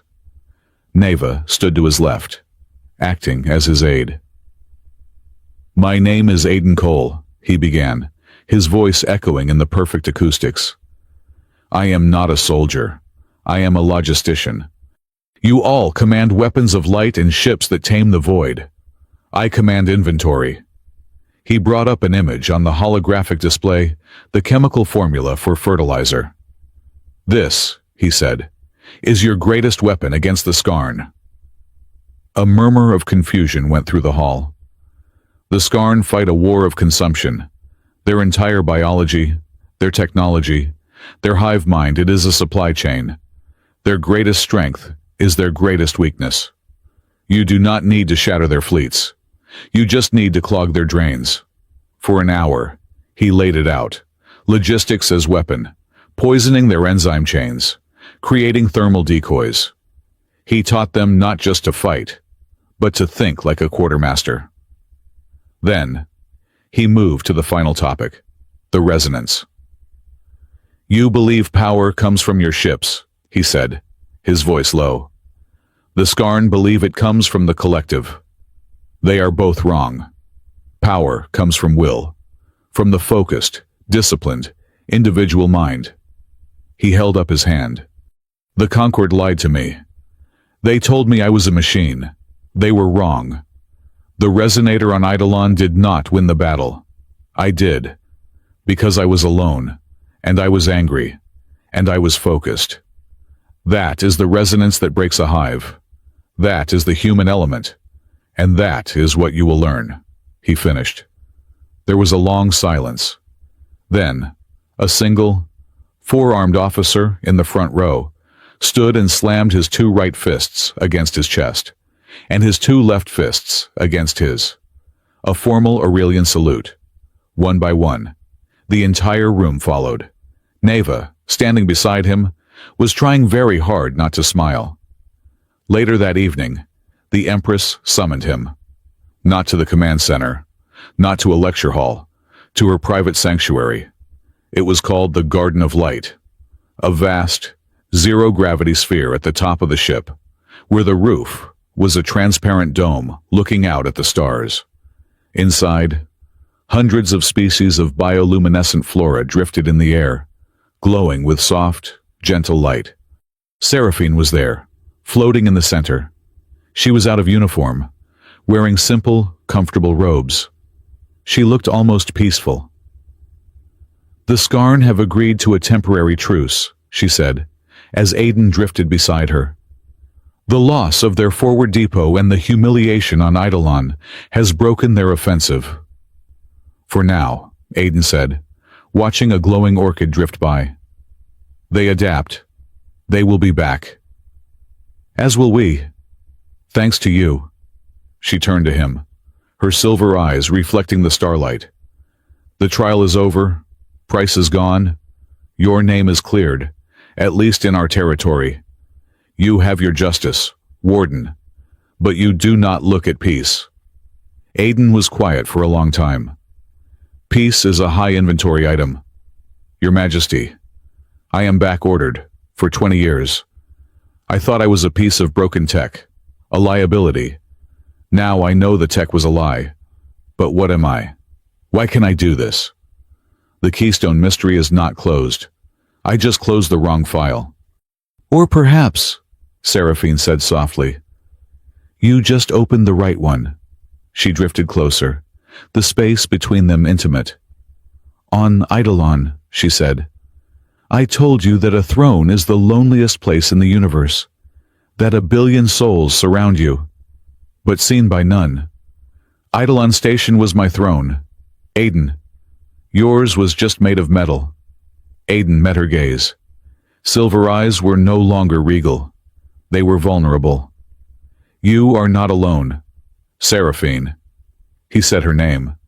The air shift was seismic. She smiled.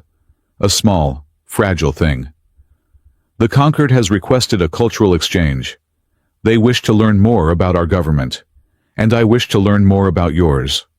This sarcasm you employ so often, it is a curious linguistic weapon. Aiden chuckled. Be careful. It is high yield. You might start a diplomatic incident. Teach me, she said, her voice a whisper. He smiled. A genuine, warm smile. All right, lesson 1. He adopted a mock-serious tone. Your Majesty, I have reviewed the Imperial budget. The amount of polished, glowing metal and soft, opalescent lighting on this ship is excessive. It must be a logistical nightmare. Seraphine paused, analyzing the statement. Her head tilted. Then, her eyes lit up with profound amusement. And your human aversion to beauty is a failure of your species' tactical imagination. Advisor. Aiden laughed, a real, rusty laugh that echoed in the glowing garden. You are a fast learner. I am an Empress, she said, the smile lingering. We adapt, as you do. The moment was warm, comfortable, and yet charged with unspoken potential. The Skarn were gone, but the mystery of what he was remained. The conquered was beaten, but they were still there. They knew he was alive, and they knew he had no implants. They will come looking for me, Aiden said quietly, the humor fading. The Keystone file is still open. They will want to know why. Let them come, Seraphine said. She reached out, and her four-fingered hand, so alien and yet so familiar, found him in the zero gravity. Her grip was strange, but strong. They will not find a ghost. They will find the Warden of the Void Crown, and he will not be alone. The truce was 2 months old. The Skarn had withdrawn to the shadowed side of the nebula, their collective hive mind fractured and reeling.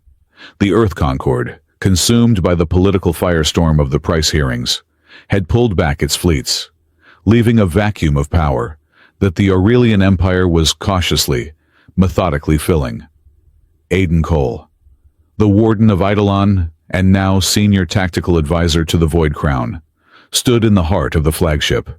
He was not in a medbay, nor a garden. He was in Seraphine's private sanctum, a high-domed archive where the air smelled of ancient, static-charged data crystals and starlight. He was healed, physically. The neural exhaustion was gone. The burns were pale scars. But the central question, the why, remained. The scans had been definitive.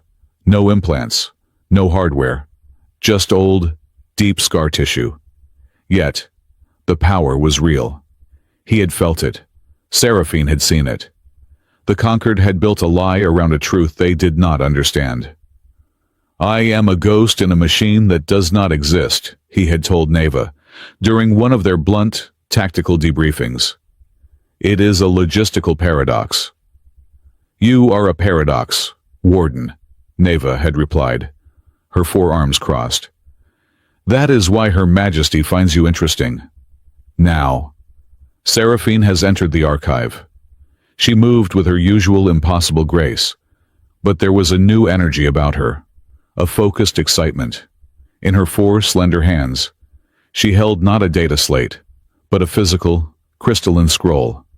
It was ancient, its edges dark with age. Aiden, she said, her voice bypassing the synthesizer. The melodic resonance of her true voice filled the archive. I believe I have found an answer. Not in my tactical logs. In the first language archives, the scrolls of the Ascendants, from before we touched the stars. She laid the crystal on a reader. A soft, holographic text shimmered in the air, written in flowing, four-lined Aurelian script. We misunderstood everything, she whispered, her silver eyes wide. We both did. Your Concord, and my own people. What is it? Aiden asked. It is a myth. Or so we thought. The Caliph tell. In your language it translates roughly to the keystone of the will. It was nothing. Aiden.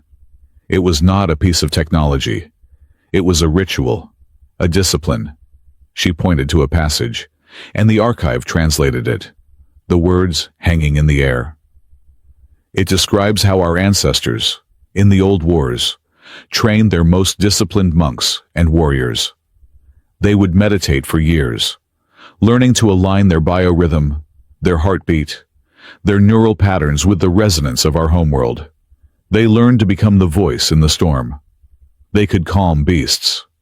They could shatter rock. They could. It is written. Silence an army's heart. Aiden felt a cold, dreadful understanding at dawn. In the Concord, they must have found fragments of this text. In their first contact. They found a spiritual discipline, Seraphine said, her voice hardening. And they tried to transform it into a machine. They saw neural alignment and biorhythm, and they assumed it required an implant, a processor. They sought to replicate an act of profound, personal will with a piece of hardware. She looked at him, her gaze piercing. It is the essential flaw of your directorate, Aiden. They seek to build what must be earned. They created a program to force alignment, and it failed. Aiden stared at the ancient text, his own heart hammering. The pieces were locking into place, forming a picture he had hidden, even from himself, for 9 years. It did not just fail, Seraphine, he said, his voice a low, rough rasp. It was a catastrophe, and I was its greatest failure. She waited, her silence a command to continue. They put the hardware in all of us, Aiden said, his gaze distant, seeing not the archive, but a rain-swept concrete alley on a forgotten moon. The Keystone implants, Price's pet project. They were designed to network our minds, to override fear with logic, to make us efficient. He walked to the viewport, looking out at the endless river of stars. 9 years ago, a mission on Xylos 9, a fringe world colony. The directorate called it a counterinsurgency operation. We were the test case, Price's first field-ready unit. We cornered the insurgent leaders, or so we were told. They were in a medical colony, a refugee camp. His voice was flat, dead. The voice of a man reading a logistics manifest. The order came down. Sterilize the target. The implant did its job. It suppressed our fear, our hesitation, our conscience. The collective mind of the unit analyzed the data. The order was logical, efficient. We obeyed. We opened fire on the medical colony, a full bioplasma saturation. He squeezed his eyes shut. I went in after, on foot. To confirm the asset sterilization, I saw what efficiency looked like. The insurgents were there, yes, but so were the refugees, the doctors, the children. The implant had turned us into Skarn, a collective, consuming, unfeeling thing. He turned to face her, his face a mask of old, cold agony. The Keystone Collective did not just diffuse fear, Your Majesty. It diffused blame. It turned mass murder into a clean statistic. Price called it a complete success. 98% target saturation. I broke. I walked away from the service. But I could not walk away from it. The machine in my head, the voice that told me it was all logical. I went dark. I ended up on Ganymede, in a black market clinic. I paid a back alley doctor every credit I had, and then some, to dig it out. All of it. The spinal shunt, the cranial interface, the biomonitors. He touched the scar at the base of his skull. It nearly killed me. The surgery was brutal. I had a fever coma for a week. When I awoke, the machine was gone. I was just me. I was broke. I was scared. And I was clean. But Price, Seraphine whispered. He listed you as active, as implanted. Of course he did. Aiden's voice was a sharp bark. I went back. I had to. I had nowhere else to go. I filed a report. Catastrophic hardware failure in the field. I told them the implants were burned, fried. Price, he could not possibly admit the truth. He could not admit his multi-trillion credit miracle weapon, his Keystone, was such a profound moral failure that a soldier would rather die in a septic clinic than keep it. He stabbed a finger in his chest. So he lied. He classified me.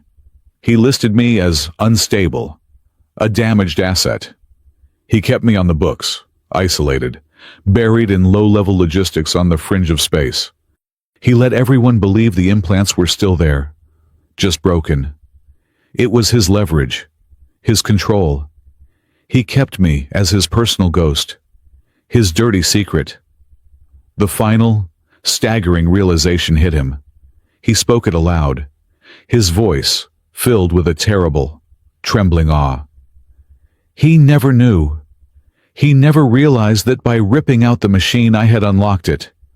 The implant was just noise. It was a crude, brutal attempt to force what the Aurelian monks earned. When I removed it, I cleared the channel. I was finally alone, with nothing but my own discipline, my own trauma, my own will. On Eidolon, he whispered, looking at his hands. When I touched that resonator, that was not the echo of a machine. That was me. That was 9 years of rage, and guilt, and discipline, and loneliness, all focused into one, single, silent scream. The Caliph Tell. The keystone. It was me. He was just a man. He was not a broken cyborg. He was just a man who had chosen to be human, and that choice, that trauma, had forged him into the very thing the machine had tried, and failed, to build. Seraphine stepped toward him. Her face was a canvas of profound, staggering emotion, awe, understanding, and something deeper. "Aiden," she said, her voice trembling. When you resonated, on Eidolon, I felt it. I did not just see a weapon. I recognized the signature. Recognized it how? The ancient texts and the legends of the Caliph Tell speak of the consorts. Aiden frowned. Consorts. In the old wars, she said, her silver eyes luminous. Our greatest empresses did not rule alone. The burden was too great. They ruled with a partner, warrior, philosopher, consort. Someone whose will and resonance was a perfect, harmonic match. A blood spectrum alignment. It was said to be a bond, a synthesis of impossible rarity. One soul in two bodies. It steadied the ruler. It amplified the warrior. It was not just love, as your people see it. It was balanced. She looked down. A rare flush of color on her pearlescent skin. We thought it was a myth, a metaphor, a fairy tale from a more poetic age. We lost the discipline. We forgot the will song. We are a diminished people. Aiden, we have grown cold. She looked up, and her gaze held him, raw and vulnerable. Until Eidolon, that resonator was not just a tool. It was a diagnostic. The first Empress designed it to find her consort. And when you, a human, a ghost, when you placed your hands on it, your resonance, your will, it matched mine. A 1 in a trillion biological, resonant impossibility. Aiden could not breathe. This was the final piece of the inventory. I saw the alignment, she whispered. As you shielded me, as you held the station, as you chose justice over revenge. I saw you, but I could not say anything. I could not be Price. I could not turn you from his asset into mine. The choice had to be yours. To remain a ghost, to become a warden, or to become something else. Aiden finished for her. He stood before her, a man stripped bare of all his lies, all his mysteries. His revenge was complete. His past was known. His very nature was finally, terrifyingly clear. The inventory was, for the first time in his life, zeroed out. He was free. So, he said, his voice quiet. The fight is over. The files are closed. What does a warden do when the prison is finally empty? He builds, Seraphine replied, her voice soft but certain. Aiden looked at her, at this impossible, brilliant, lonely Empress. He saw his solitude reflected in her silver eyes. You are right, he said. He thought of her people, so disciplined but so rigid, so afraid of the chaos of individual will. He thought of his own people, so full of that chaotic, raw will, but so quick to enslave it with machines. "We could teach each other," he said, the idea forming, bright and sharp as a plasma cut. "Your people have the discipline. My people, we have the trauma, the raw, furious will. You need to learn to be messy, and we need to learn to be focused." He took a step toward her. He was no longer a subordinate. He was an equal. "I will stay, Seraphine," he said, and her name was a vow. "I will be your advisor. I will be your consort, your partner. But on one condition." Her eyes shone. "Name it." "We build something new, not just an alliance, a true synthesis. We found a new academy. Here, on the Void Crown, the Aurelian Human Resonance Academy. We teach your strategists how to unlock the Caliph Tell without meditation. And we teach my people, the strays, the ghosts, the ones who will follow me here, how to do it without implants. No machines, no dogma, just humanistic resonance. We teach them how to turn their pain into a shield." A smile, luminous and slow, spread across Seraphine's face. "It is a new law, a new beginning. It will be done, my warden." The scene shifted. Months later, Aiden stood on the high observation balcony of the Void Crown. The ship hung in orbit, not over Viridium, but over a new, green world, the first campus of the Academy. He wore no armor, no weapons, just a simple, black advisor's tunic. He was watching the first joint species shuttle descend, filled with Aurelian cadets and human transfers. He was no longer a ghost. He was not an asset. He was a man. He had faced an empire with nothing. Nothing but the scars of his past, the discipline he had forged from trauma, and the lonely, stubborn beat of his own heart. He had learned that humanity's strength was not in its machines, or its implants, or its cold logic. It was in its unique, terrifying, and beautiful ability to transform its deepest loneliness into a resonant, unshakable will. The door hissed open. Seraphine joined him, her imperial robes whispering in the recycled air. They stood side by side, a synthesis of pearl and shadow, gazing down at the future they were building. They stood in comfortable silence for a long time. "Empress," Aiden said finally, his voice quiet, laced with that familiar, dry humor. "Aiden," she replied, her voice filled with a matching warmth. "All this," he said, gesturing to the new world, the new academy, the joint fleet operations. "The paperwork in an empire. Tell me, honestly, is it going to be less than it was back home because the conquered paperwork was brutal?" Seraphine turned to him. A genuine, musical laugh escaped her. The sound was bright, and it was real. "The paperwork, advisor," she said, her silver eyes sparkling, "will be substantial." She laid her four-fingered hand on his arm, her grip strange and warm and perfect. "Stay with me, warrior." Her voice was soft, but it was no longer a plea. It was a promise. "We will write new laws,